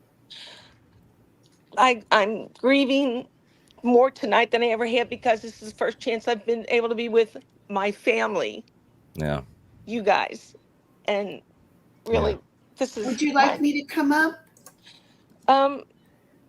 No, I think I'm going to be out of town next week with my husband at a convention, so I'll be all right. But thank you for the offer. But I do want to talk to you about the Knoxville, or I'm sorry, Well, Nashville. Tennessee, Yeah. Nashville. Yeah. Yeah. Um, So here's the pictures that Donna sent. So this is him in X-Wing and tons of other people that were there. There's Tatooine. well, that's me. You just Yep. Oh yeah. Coach is in the green shirt, right? Yeah, He's like, I "There's not green behind Coach." And there's Becky. Oh, wow. there's Becky. Yeah. that And, night, For her. when we were playing with the swords out on the patio there at ICC, Mhm.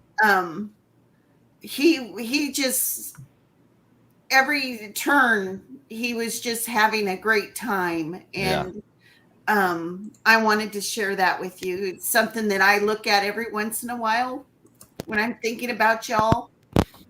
But this is one of my favorites, is X-Wing. And then the other picture is from the last ICC, which was on a weekend where a whole other people didn't make it. But me and Debbie and went with Tron and his brother to go see Jonathan Ray's Davies. I'm sorry. You see the picture? Yeah. He, Jonathan He Rhys was Davies was just so amazed at him. He spent more time with him than anybody else that was in that line. He talked to him. He actually made a movie with him on his own camera. It was amazing. Oh yeah, I remember that. Yeah. it was wonderful. And anyway, I wanted to share that because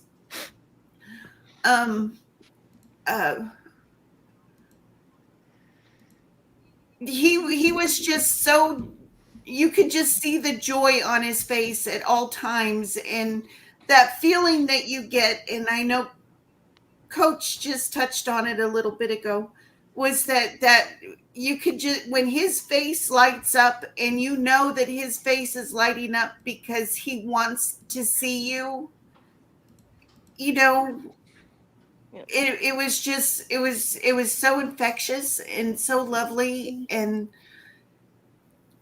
I loved him, and he was a human that we can all look up to. I'd like to show everybody exactly what you just illustrated. It used to happen on stream all the time. Well, it's been a couple years. I got, at one point, I bought a VR kit. Tron didn't know it. It was his birthday. And I was watching him stream in VR. And I was like, I got to go find him in virtual reality. And I recorded him. So check this out. I was looking for this. I couldn't find this anywhere. He had no idea that I was in the same virtual space as him. Hey, what's up? Happy birthday. Hey, happy birthday, man. Hold on, I need to turn on nameplates. That's me. I'm Rex behind him. Okay. What I need to do. Yeah, let's do this. The legendary Tron. He fights for the users. Let's go. You know who this is, don't you, boy? There it is. Man. Oh, wow. That's the look. Yeah. Nothing like him. But even when he would pop in, Coach would razz him. Coach would make it a point to razz him, and he'd just start to laughing and smiling. Yeah. You could just tell he was having the time of his life. The last icon that we were at together, we were eating breakfast before we were going our separate ways. You had already left, and you sent him a picture, and I looked at him and I said, "What is going on?" And his brother said, "Oh, this coach just sent him a goofy picture." It was amazing. I would just text him randomly. Like when he was in the hospital or whatever. I would just text him just total random, something crazy. It might even be just me looking into the camera at him, or something.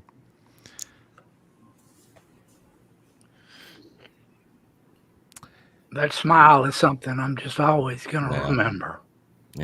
Yeah. Dave Bob was there that first year. Him and his wife when Tron showed up. It was such a fun time, and it's going to be a fun time again this year.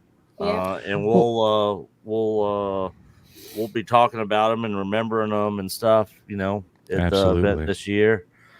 And he'll live on through us. The thing that's so cool too is why he picked Tron. Because in Tron, when you go into the grid, the people who lived in the grid weren't people. They were programs, and they were perfect. And that's what he dreamed about. Yeah. And now he doesn't have that body that he had here. But I just thought that was so cool. The reason that he loved Tron, because you talking about escapism. That was the appeal for him. And he loved that part of it. Yeah. What I love that I'm going to miss is silence. The legendary Tron needs to speak. Yes. And it would be like, excuse me. Yes. Yeah. And he always shut up. And he always had something to say too. It wasn't. He did. You know what I mean? He wasn't just doing it because he knew it cut everyone off, right? He had something to say. And he was so funny. Oh. The stuff he would say. I remember one time he was cussing people. It was hilarious with that computer voice. It was great. Yeah. Yeah, that was special. I had the chance to play with him multiple times.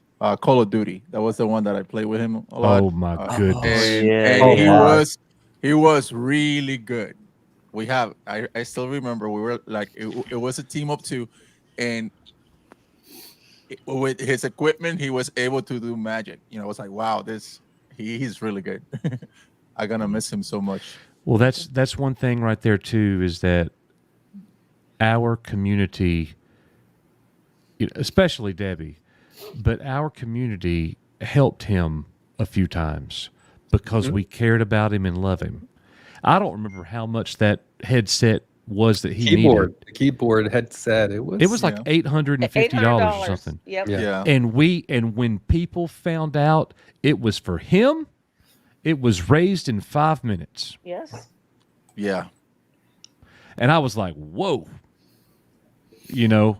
That spoke to the love that we have for him because we knew how much he loved us. Yep. Y'all feel free to just jump in. I just don't even. My son had a nice time with him too. In the last Icon, he was great. We were like we went to go to lunch together. It was a great. He has a great soul. He definitely he's in heaven. So heaven's the better for it now. Yeah, he's in no more pain. So, running free. Yeah. Yeah, that's absolutely right. And for those of you who believe in that, and I do as well, Felix.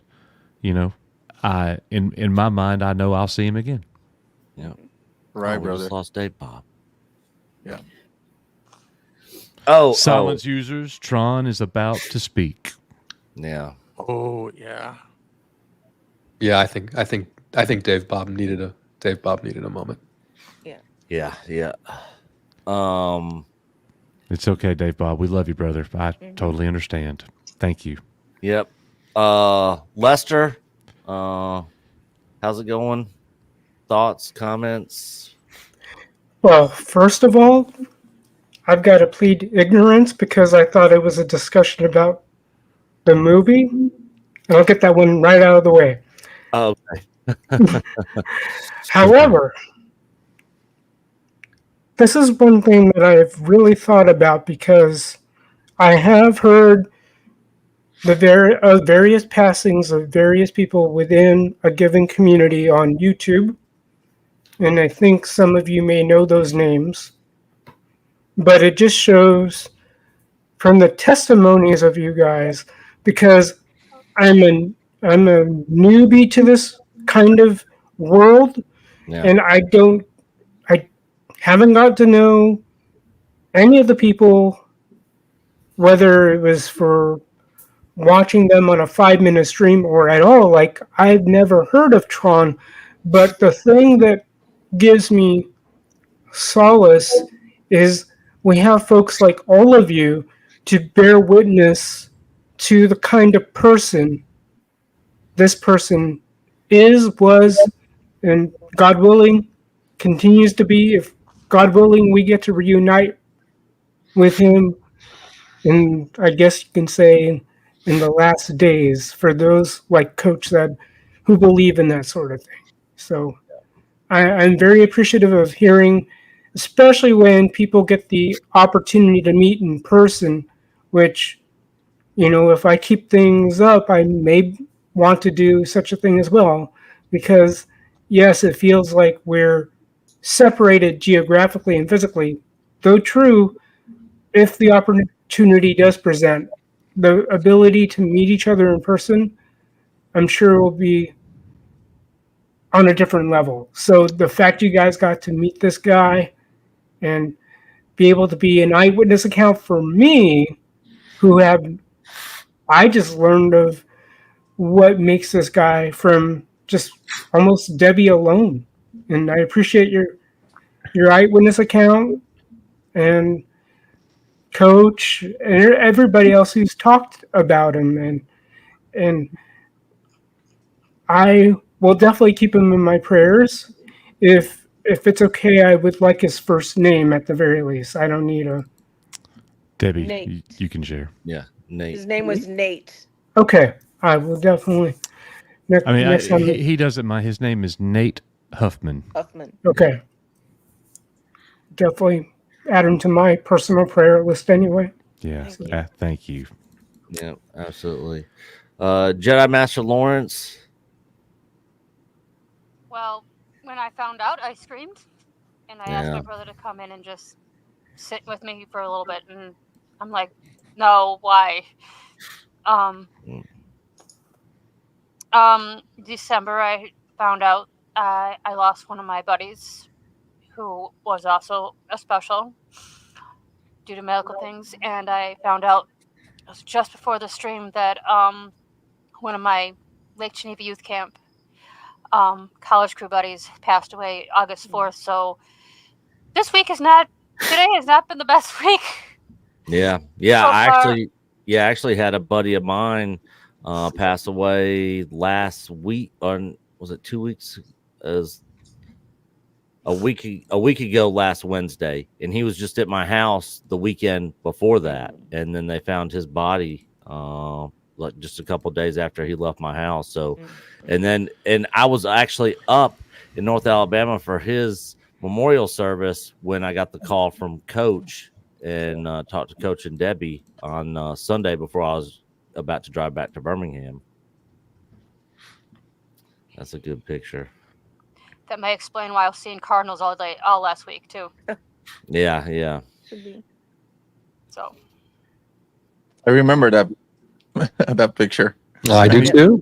And he's wearing an EBN shirt right there. Yeah. He brought happiness to that convention. I remember he was so happy. Everybody so loved happy. him. Ashley Eckstein absolutely loved him. Oh yes. You mean his girlfriend? Yeah, that's right. That's right. He loved that.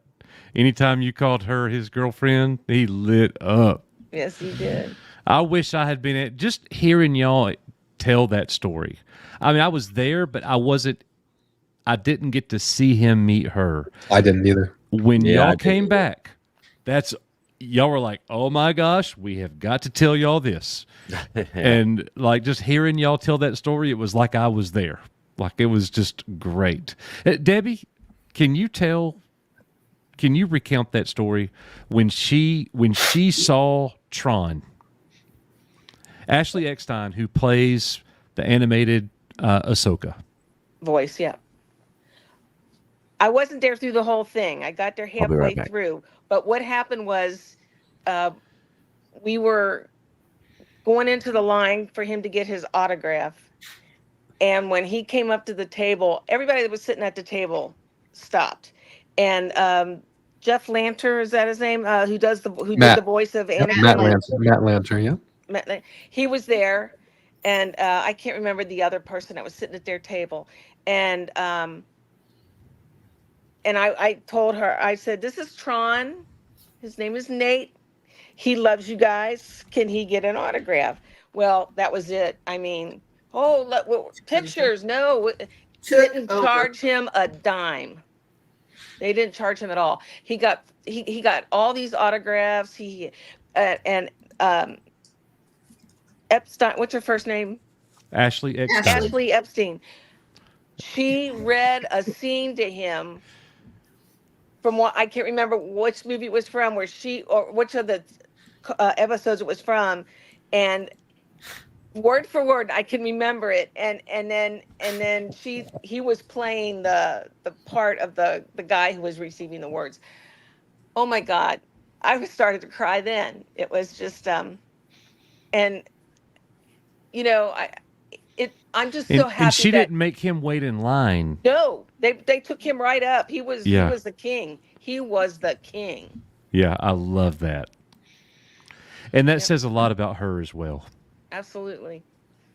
Well, she's a very kind. He had a sweet spirit. She has a kind spirit. It doesn't surprise me. From what I understand, Ashley is very, very just a beautiful person. I don't think John Rhys Davies charged him either. No, he didn't. He didn't charge him for the pictures, and like I said, he had a video camera there, guy doing videos. He said, "I want you to make this personal." And he had a conversation with Tron, or that's what I call him. I only called him Nate once. He's no Tron, and he was just magnificent. And when he was speaking back to him with his board, he says, I just admire you so much. He told that to Tron, and I thought I was going to fall on the floor. So I will tell you this. Just breathe, Coach. I know how you feel. I was really it really was unexpected to me. I don't know why it was, but when I walked up and saw Mike, Mexican Iron Man, who really went out of his way, all these people around, and Mike didn't get distracted by all that. He went over there and put his arm around Tron, and he was having a one-on-one conversation with Tron, and Mike wasn't doing it because anybody was watching. I think I was the only person that was within earshot and could kind of pick up, and it struck me. And Mike was sitting there telling him what an inspiration he is to Mike. Mm-hmm. How much he means to Mike. And Tron was crying. Mm-hmm. It meant so much, and it was just awesome. It was a very powerful moment. And after it all ended, I kind of looked at Mike and I was like, yeah, you speak to him and the man started crying. He sees me and he tries to roll over my foot and laughs at me. It was great. There's also another story. I had a good chance to talk to his brother in that convention. Mm-hmm. And Tron was an inspiration to his brother. The reason that he studied, what he studied was because of Tron. He wanted to learn more about the brain, how affects human bodies and everything. So he inspired his own brother. So it's Tron was he is a great soul. He has a great soul, and we're gonna remember him forever. Yep. Yeah. You're absolutely right. You are absolutely right. Anybody else have anything that they'd like to share? I think at the icon, we'll have a little family remembrance of him, I think, when we're there. And and That would be perfect. Somehow live stream it for those of us who can't be there. We'll do something. Yeah. Yeah. And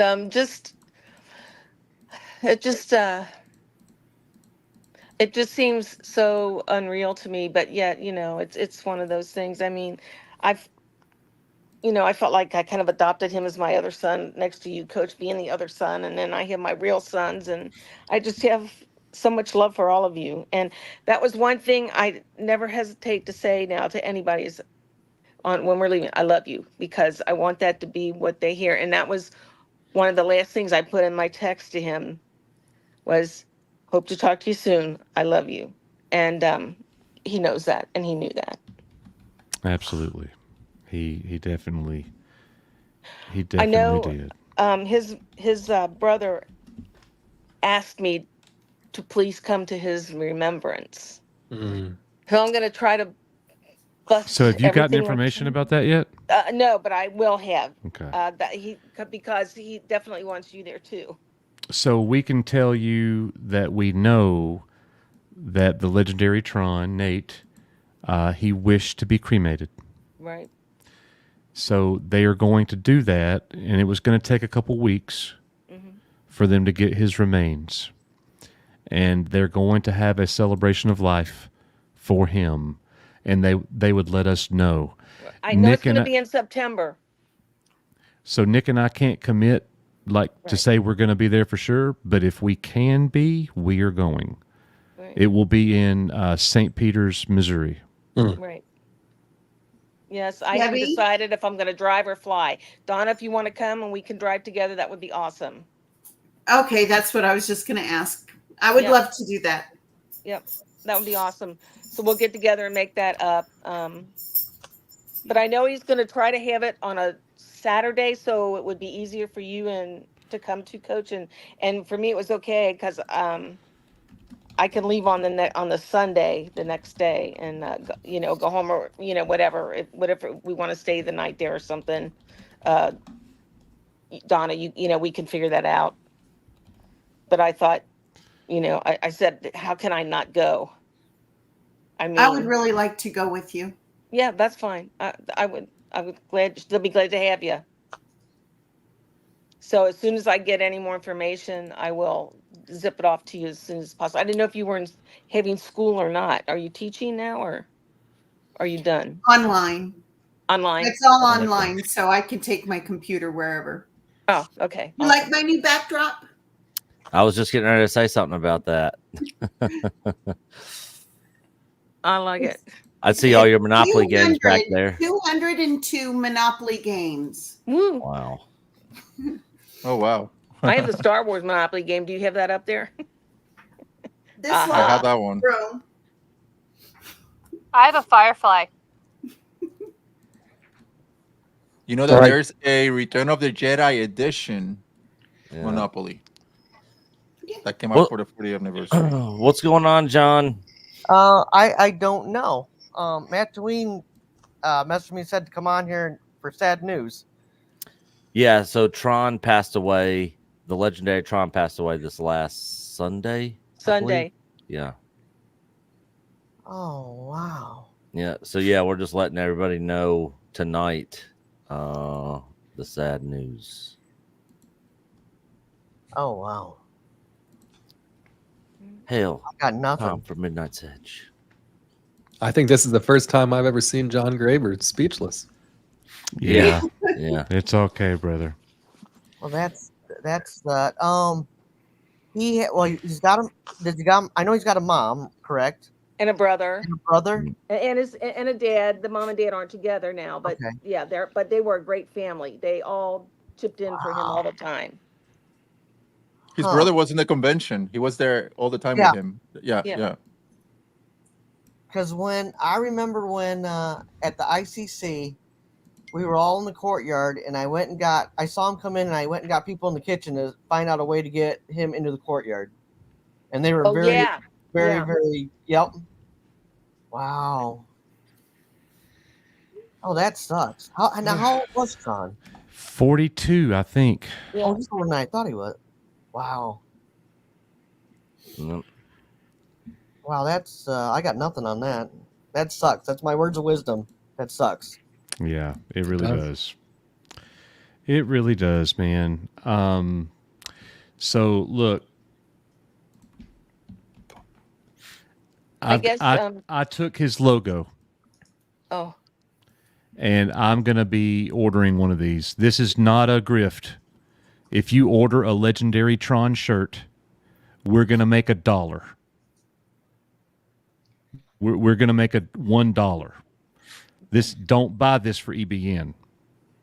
But I'm going to have to buy this shirt so I could wear it at Icon myself. Me too. Yeah. Count me in. That would be cool. Count me in. Wait, first, do they make a small? Extra small. John, you're going to need smaller than small. We'll have to make kid size for you, John. Oh, I want to jump on. I didn't know what. That's awesome. It's his logo. It's not mine. I literally just grabbed it. That's in the merch store. That's it. Yep. I think you've had that. I think you've had that shirt in all the merch stores, hadn't you, Coach? That's one of the ones. I don't remember. Come along with us. The one I saw was the one that I got for Tron myself for his birthday. Had Tron on it in the red, blue, and I don't know what the other color was. And he loved that shirt. For that. Hey, can you highlight Mars Monkeys Max? Because that's true. Give Johnny 2 shots. Oh, no. No. Yeah. Yep. Matt Cave says the EBN community comes together like no other. You all were here for me when my cousin passed away 3 years ago. Yeah. Yeah. I love Matt Cave. Yeah. Hey, Matt Cave. We love you, brother. Real quick, Jedi Master Lawrence, you got to bounce out. Yep. All right. Any last words or anything you wanted to say before you jumped out? Love you all. But make sure that you don't let any bad blood go in between you and anybody but tonight or the last time you see him, because I can guarantee you that you will regret it if you don't set something, if you don't fix something. Yeah, absolutely. All right. Well, I'm going to. We love you, Erica. Mandy's over here. We're hanging out, but I am going to watch the stream tomorrow when I'm not driving in the car at 5:00 in the morning. I said, all right, good to see you, John. Thanks for popping John. in, buddy. We'll see you there. Thanks, guys. Love you guys. And love you too, brother. It sucks. That's my words of wisdom. It sucks. It sure does. All right. Love you guys. Yeah, brother. Love you, man. See you. And Coach, I know it is what it is. We have some super chats that are left over and that are also on topic for Tron. So I don't know how you want to handle those. Take us through them. Okay. Uh-oh. Someone in a car. Yeah, I'm in the car. Can y'all hear me? Hey, buddy. Yeah, we hear you. Yeah. Hi, Valiant. Hey, Valiant. Hey. What's up, Valiant? Driving home, just leaving Lafayette, just dropped off my oldest daughter. Well, she was already there. I was dropping off all of her stuff for her dorm room for her sophomore year. So getting back on the road, the weather was terrible in Lafayette. I waited a couple hours, took her to dinner, and sat there and did some PlayStation for a bit. Now I'm driving home, and the weather between me and home is pretty horrific. So, but I saw y'all were broadcasting. I'm like, yeah, y'all keep me company on the way home. I sent in a super chat, and then I realized, I started listening to the conversation. I didn't get to the title of the stream, and then I realized, oh my God, I was like, oh, geez and Pete's, what? Yeah, so I couldn't believe it. Man. You make my heart guy. happy for calling in, Valiant. Yeah, no, I mean, look, Tron was a tremendous human being. So much just energy and life in somebody that was afflicted by so much that he didn't let it bother him. And it was amazing to watch him do what he did. Yeah. And we were all the better for having known him. Yeah. And that's what's important to remember. Yeah. That's well said. I can remember several different times you mentioning him or giving him attention, and he absolutely loved it, man. Yeah. Yeah, I mean, I remember, I don't remember, it was maybe a year or two ago now, where he was trying to, I think he was trying to get over 1,000 subs or something, and we did a special morning show on Saturday. He was doing a gaming stream or something, and I started a live stream on my channel for a few minutes, and we sent everybody over to him in a redirect. And he was so thrilled. He was so happy. Just, he loved just the simplest things in life. Yes, Things that we all take for granted. And those are the things, the friendships and the interactions with others and just meeting new people. That's what made his day. It's those little things that all of us just don't think about half the time. That was Tron's entire world, and that's what made him so genuine and just such a wonderful dude. Yeah. Dave Bob, thank you, Valiant. I absolutely agree with you. Dave Bob says, I let Mike know, Mexican Iron Man. Thank you, Dave Bob. Nick and I did not tell Mike. I did We didn't tell anybody. I wanted to, but I couldn't. Yeah, I didn't. I felt the same. And I guess X-Wing needs to know too. I did text X-Wing also. So for anyone who's still with us, for whose member chat or super chat we haven't read, I hope you'll forgive me, but I'm only going to read the ones that are specific to Tron for the remainder of the stream. So we do appreciate y'all. Thanks for being here. But I think that's the right thing to do. So Tiny Film Productions for $20. I will not pretend to be able to pronounce that. However, I think the message is a great one. Not gone, merely marching far away.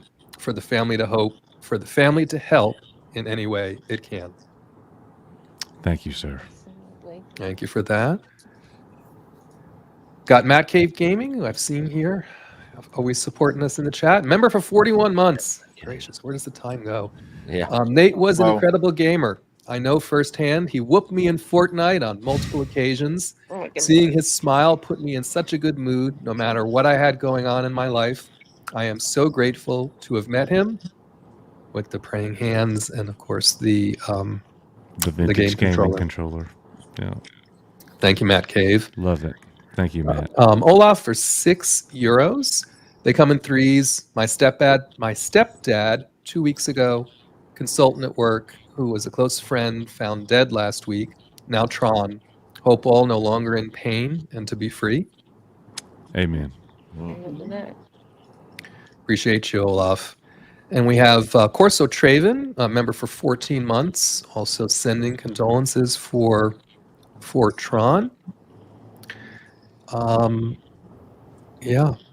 And then lastly, we have Alan Copeland just saluting the community, which I think is always a great thing to do. And I have to agree, right? I never thought in a million years, however many months ago it's been now, that I would find myself in an online community that felt like a family. And that's where we are. So that's how I feel. Yep. Even when Nick cusses me out. Oh, especially then. It's not family unless that happens. I know, right? Do you want to know something really, really off of?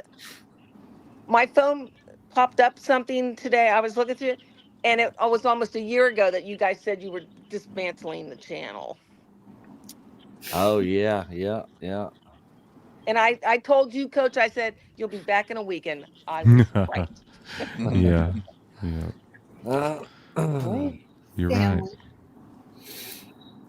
Yeah, thank you guys so much for y'all popping in and sharing your thoughts and your memories with him for him.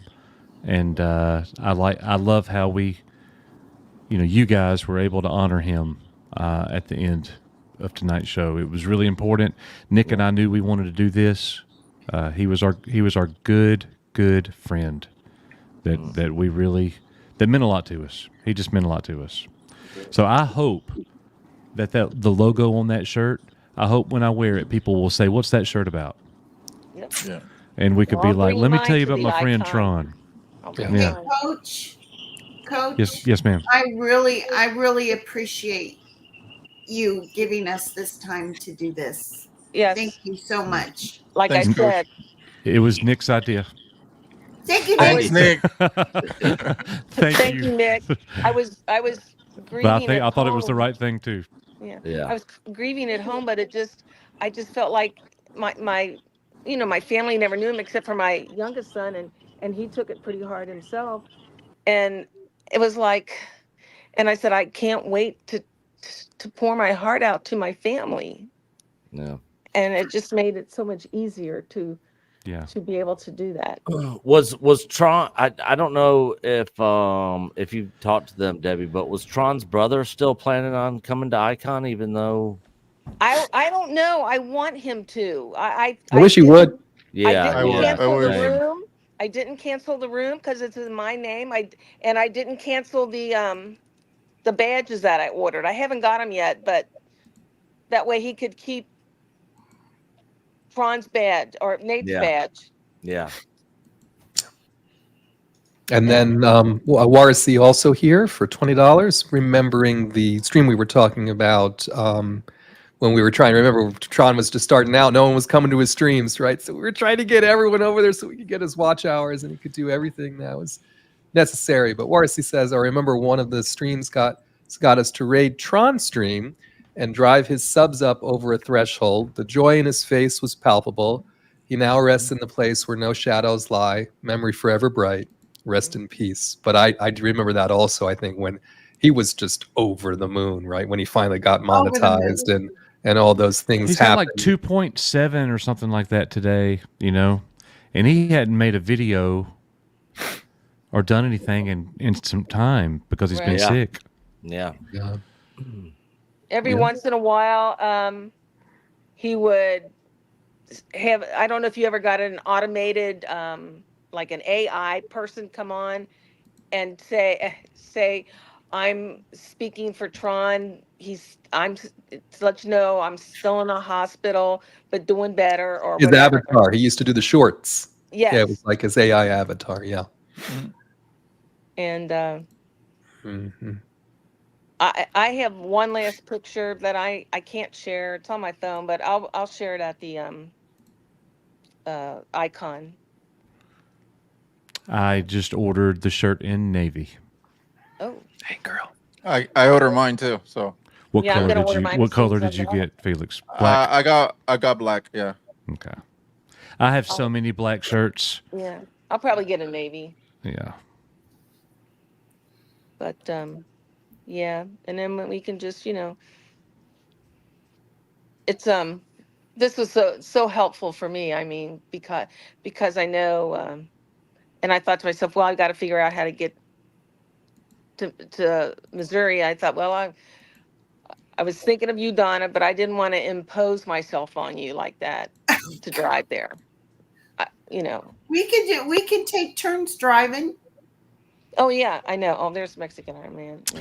So, Mike, you missed one of the stories, but I shared. Man, I don't know if I can say it again.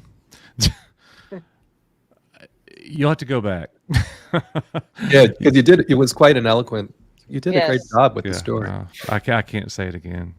I apologize, but a very powerful moment. Are No, you I talking love you. about the one between them two? Yeah. Yeah. Yeah. Mike said he's going to try and join the stream, so let's wrap it up quickly, Coach. No.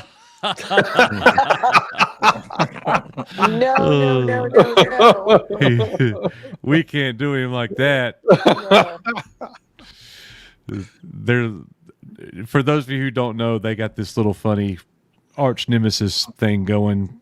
Rissman and It's all Mexican Iron fake. Man. I love it. Oh yeah. Oh yeah. So Nick, did you put that show together? What show? The one that you put on before we talked? The tribute, little the tribute. Oh no. Coach did That that. was one you did, Coach, when he was ill. Well, so I made the original video. Nick took it and then Nick put his image there with "Rest in Peace, Buddy." Oh, okay. And Nick put it on the stream tonight so we could so we could play it. all watch that. Yeah. Man, life is short, man. Yeah. It Short. really is. Mm-hmm. Yeah.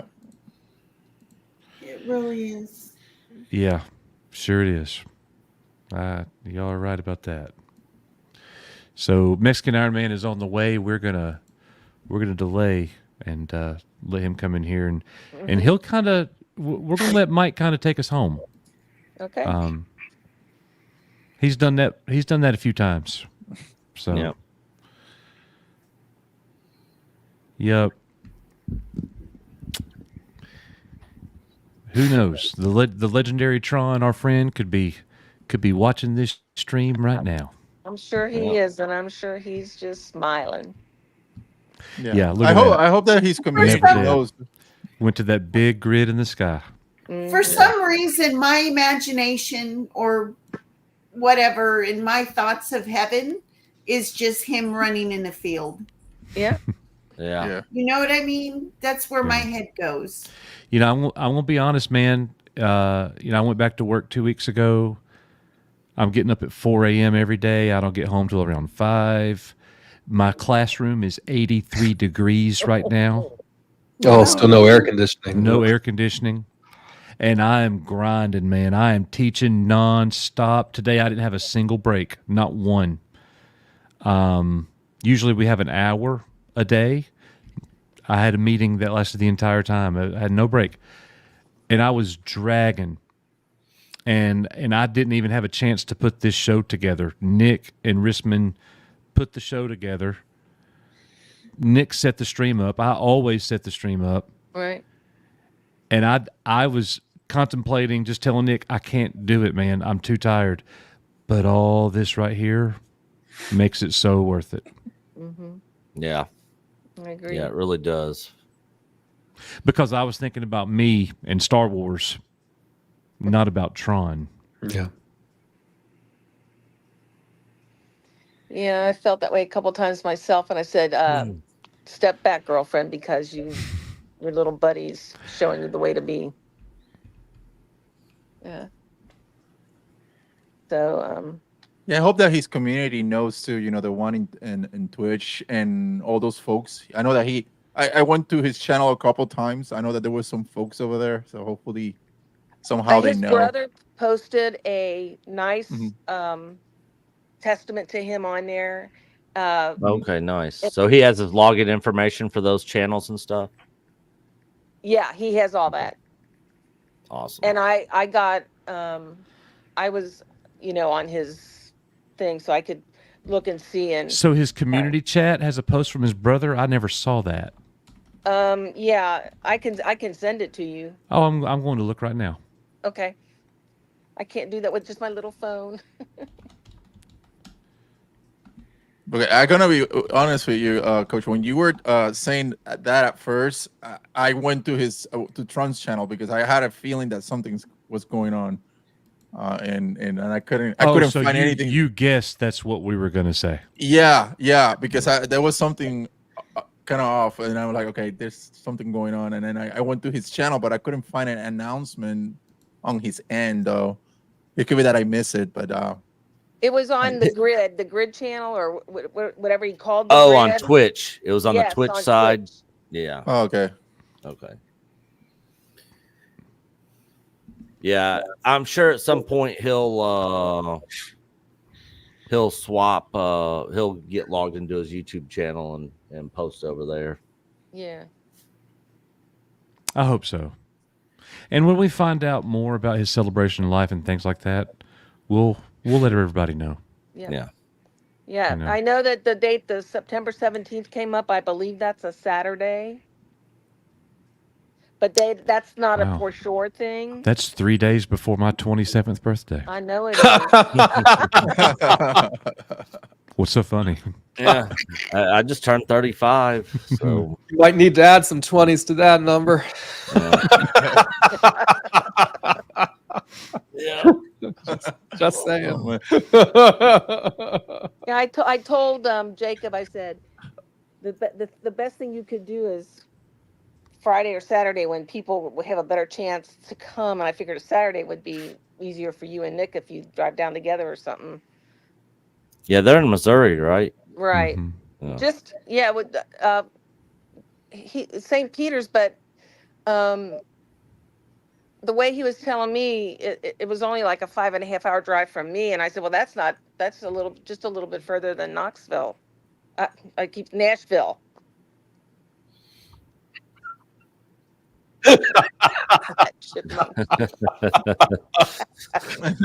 Oh man. Calling you a Dang. chipmunk. Yeah. Golly.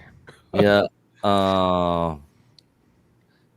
And more happy, positive news. I'm going to see Alien Romulus tonight.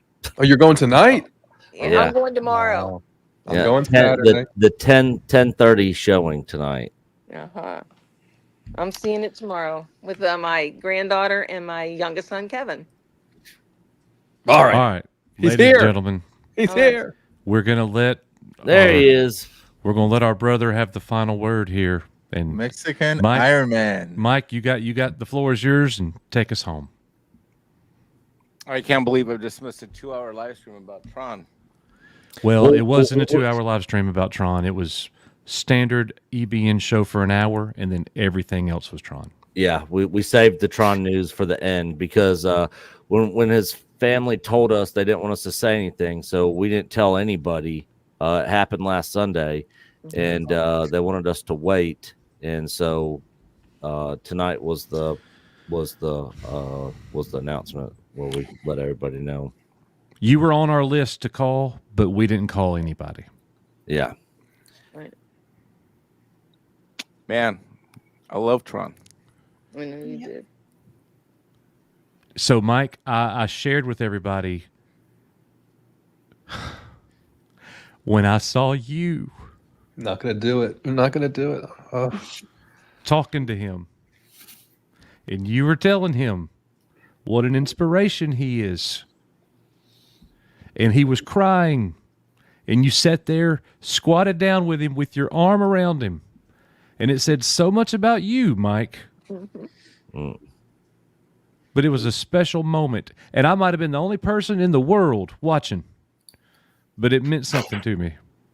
And it meant something to him for sure.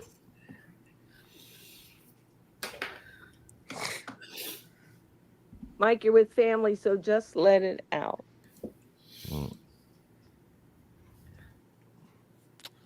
Hell. Oh, there's X-Wing.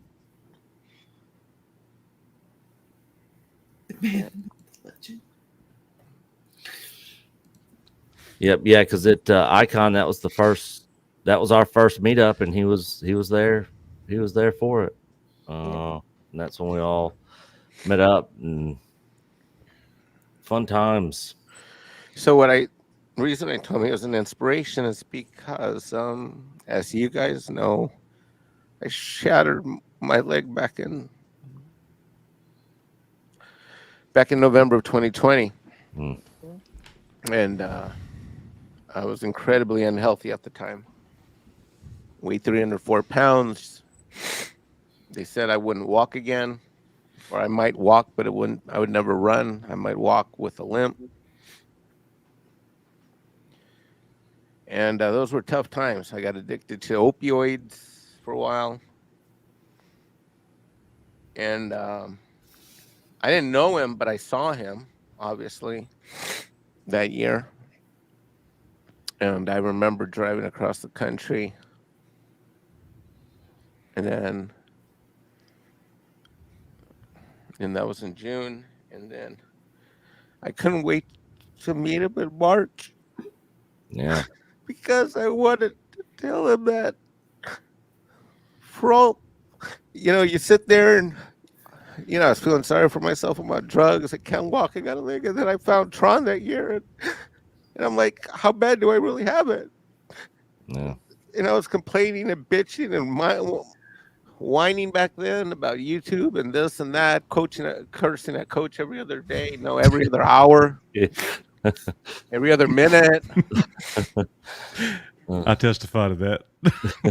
And I couldn't wait to meet him that March because I wanted to tell him he was an inspiration to me in my recovery and wanting to get healthy. And I didn't know if he knew who I was. I mean, kind of knew he did, but not really. And he told me I meant a lot to him. And when Loki and I started doing the Friday night show, he was a regular.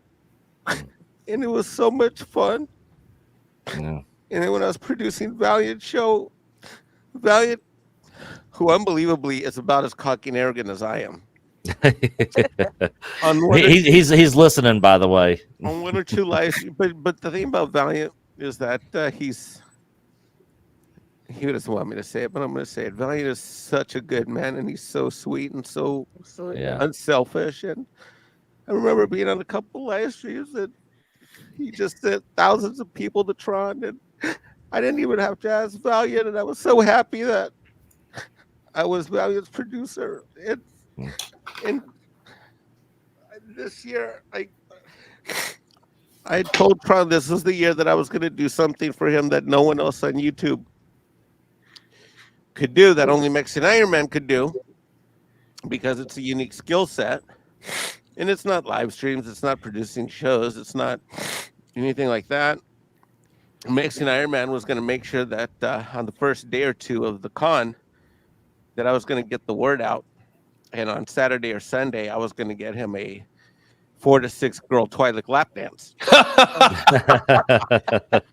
Because I know if I leave it to Rissman couldn't pull those kinds of chicks, but I can. Yeah. Ain't that the truth? And we joked about it all this past year because I didn't make it last year. And I mean, you were. So, Tron, I owe you when I get up there some lap dances. I mean, I won't give them to him, but gotta find some Twi'leks. He gave everything. He never. If he asked for something, he did something greater with it. Like when we had this computer drive and we had to replace his memory cards. And, And then something happened with one of his keyboards, and the interface stopped working. And we did things here and there, but then if you look at what he did with what things he got, he always created. There's so many YouTubers that have all the advantages in terms of speaking, talking. Some have talent, some have like fucking studios with $50,000 worth of gear, and they didn't do shit. But in Tron, they don't do shit compared with what little Tron had and what many things he did with it. And this is hard. This is hard. We have to love each other, and we have to connect with each other, and we have to see each other as often as we can. When I lost Admiral Doom, who I credit with getting me out of Xanadu and over to Loki, so that, and if I don't, then we lose Mark C, who basically I met in the life. I wouldn't even be on YouTube. I would never been on any show, certainly not on EBN or any place else, if it wasn't for Mark C dragging me out for being a online introvert. Unbelievably, I can be an introvert. I know. Cardinal Sin, Clobby, and now the great Tron, and he was great. He is great. He is great. I cannot believe.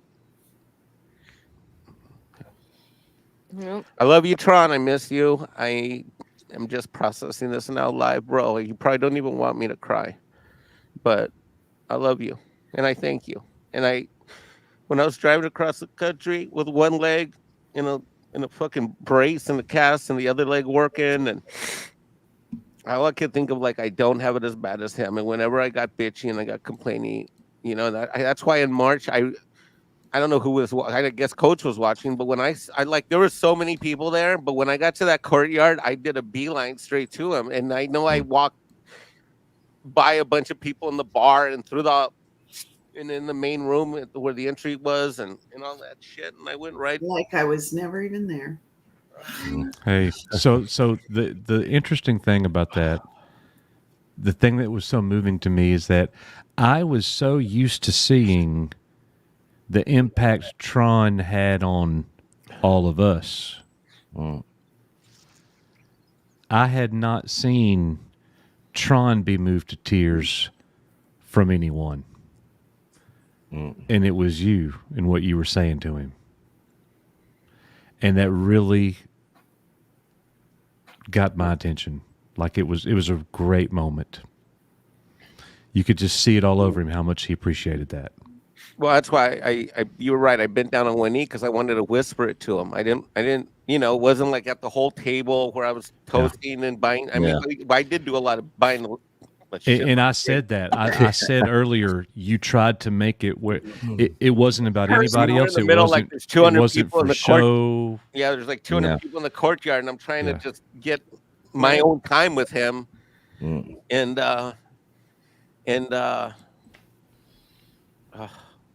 Well, thank you for everything you did, Tron. Thank you for everything you mean to me and all of us. And I love you, and I will see you again. And thank you for helping me in my lowest moments find the best part of me to come out so that I can be who I am now, which is a much better I am a much better version of me in large part because I found Tron on the internet. He was a hero. Hey, brother. Hail to our brother Loki.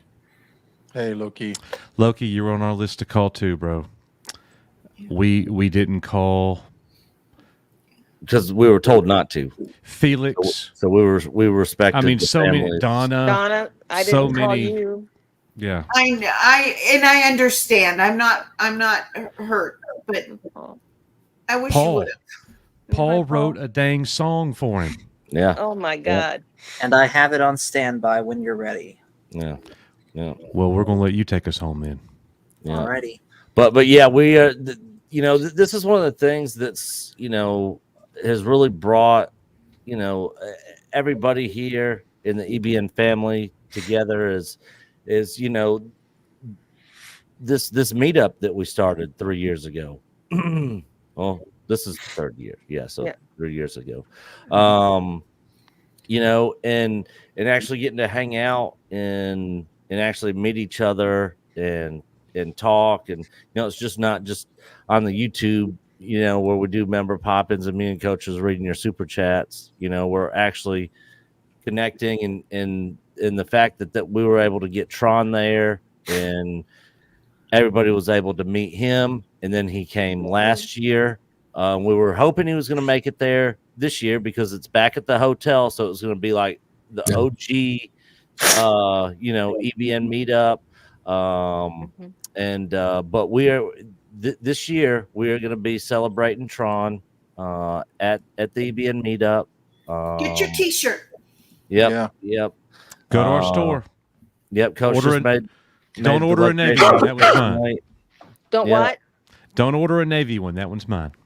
Oh, okay. I'm kidding. Order any color you want. Yeah. It's not a grift. I just want to make sure everybody understands this. We're not trying to make any money on the death of our friend.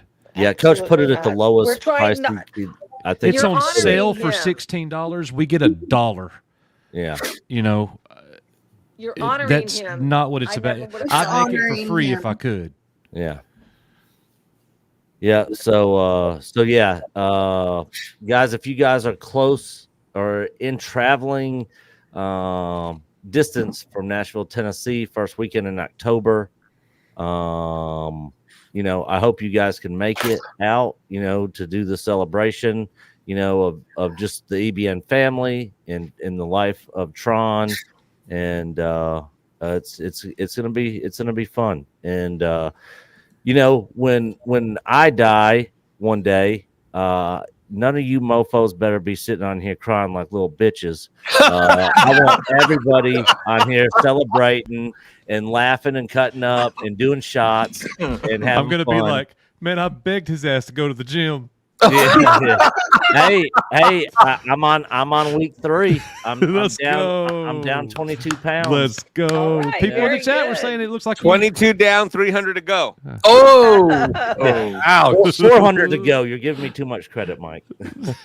But yeah, yeah, it's gonna be it's gonna be fun, and we're definitely gonna honor him there at Icon in Nashville this year. I hope everybody out there can make it.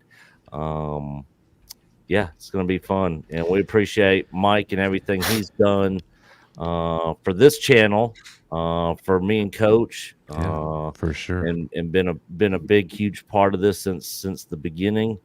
And all of our EBN subscribers and family members here. We're still Everybody's using been- we're still using his StreamYard because we're poor. yeah, exactly. I literally have $10 to my name until I get back. I'm using his Envato. Hell, I know $10 more all of than Mike's I have, Nick. logins. I got everything. Yeah, use it all the time.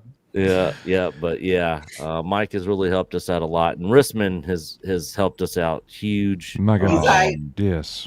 You know, with everything he's done for the channel on, getting us all the stuff and he finally said, "F Nick, I'm getting this Godzilla -1 up on Patreon." I kept forgetting about it. Not only is he a Patreon member, he provides content as well. Content creator. Yeah, totally. The joy this community gives me, it just abounds, right? So I love to do everything that I can. Well, that was why Tron was so great, because he offset all the misery that Rissman gives me. We're gonna have to work on it. We're gonna have to work on it. Well, I vote. I don't get to vote, but if I could vote, I'd like to have Paul sing a song. Okay. Yeah. I think it's time. And let Paul share anything he wants to share about Tron before did you want to share anything beforehand, before Paul? you play us out. Yeah. I would be honored to. So, honestly, what can I say about Tron? You could say why you wrote the song to begin with. Absolutely. So, first off, Tron was he was just the best. He was someone that did not, and this is the biggest thing that inspired me about him. He was someone that did not let his disabilities hamper him in any way. He knew exactly what he wanted to do. He knew exactly what he needed to do to get there, and he made it work.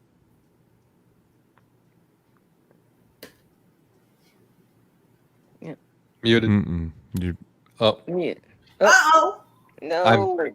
Hopefully, and I think he'll be on back. this point, I think part of the reason why this seems so unbelievable is because Tron, to me, never really presented himself as disabled. Yes, he had a disability, but the way he approached it was, "I'm Tron, and this is me."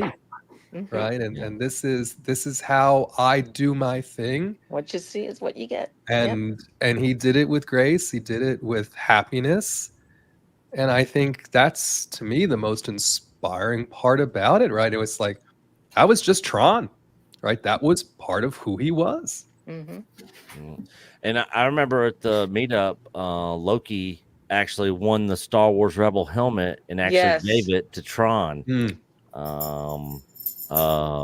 So yeah, that was awesome. Yeah, it was. Like I said, Tron was just such an inspiring person to get to know. I remember seeing him the first time pop up on EBN, and I remember the special, like, little heads up he had to give us all, Coach. He's someone that has a disability, and he has to type to get out what he has to say. But then you brought him on, gave him the space to say what he wanted to say, and he very eloquently made the point that he made that day, and that's exactly what he did anytime he ever came onto a stream. And he joined me on a few streams. In fact, because of him, I went back and watched the original Tron movie, where I had only ever seen Tron Legacy once. And me too. It was, at the time, I thought it was okay, but didn't really think anything of it. But from there, we just started talking a little bit after stream, and he let me on a few of his streams. I did some music for him, a certain spin-off character named Broomcock got started on one of his streams. Broomcock. Who remembers that one? Oh wow! Yeah. Those were good times. Yeah, they were. But I liked Tron so much that I wanted to do something for him. I didn't even know that this was going to happen today. I found out literally through a few Discord notifications. But I wanted to write a song for Tron to encapsulate how I had felt about him at the time, and of course still do feel about him, but also to immortalize him. Although, let's be honest, we don't exactly need a song to immortalize Tron. No. Tron's going to live forever in our memories and in the backlog of videos, whether on his channel, EBN, or wherever else he popped up. That's where he's going to keep on living. And so I'm going to sing the song that I wrote for Tron. And I'll be honest, I was a little unsure of how I wanted to take this tone. I wasn't sure whether or not I wanted to do it more subdued or just go into it as I usually do. But I'm going to go into it the way that I usually do because I think that's what Tron would want. So Tron, this one's for you, buddy.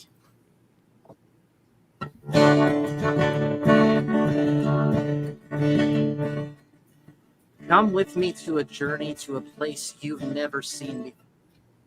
A place where technology comes to life. A place where users can gather and share positive vibes. A place called the Grid. And who's the leader of this place? Who fights for the users? The legendary Tron. The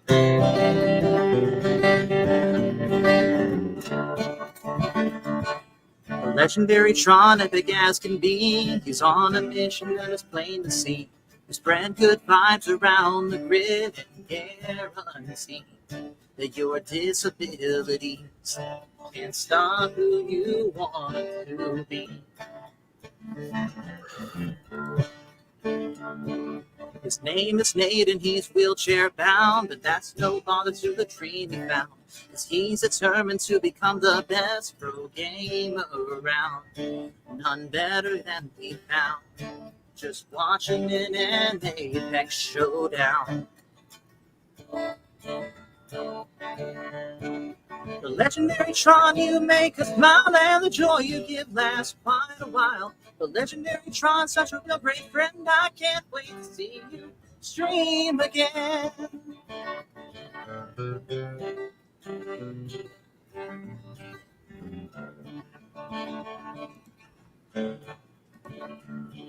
His Twitch supporters, the gritty names, that cheer him on as he plays his games, and all the jaws drop as he leaves his foes in flames. Time the same, he'll never miss each time he games.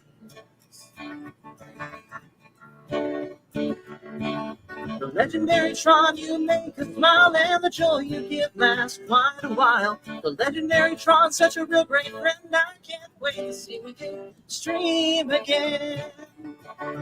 Oh, the legendary Tron, you make us smile, and the joy you give lasts quite a while. The legendary Tron, such a real great friend, I can't wait to see you stream again.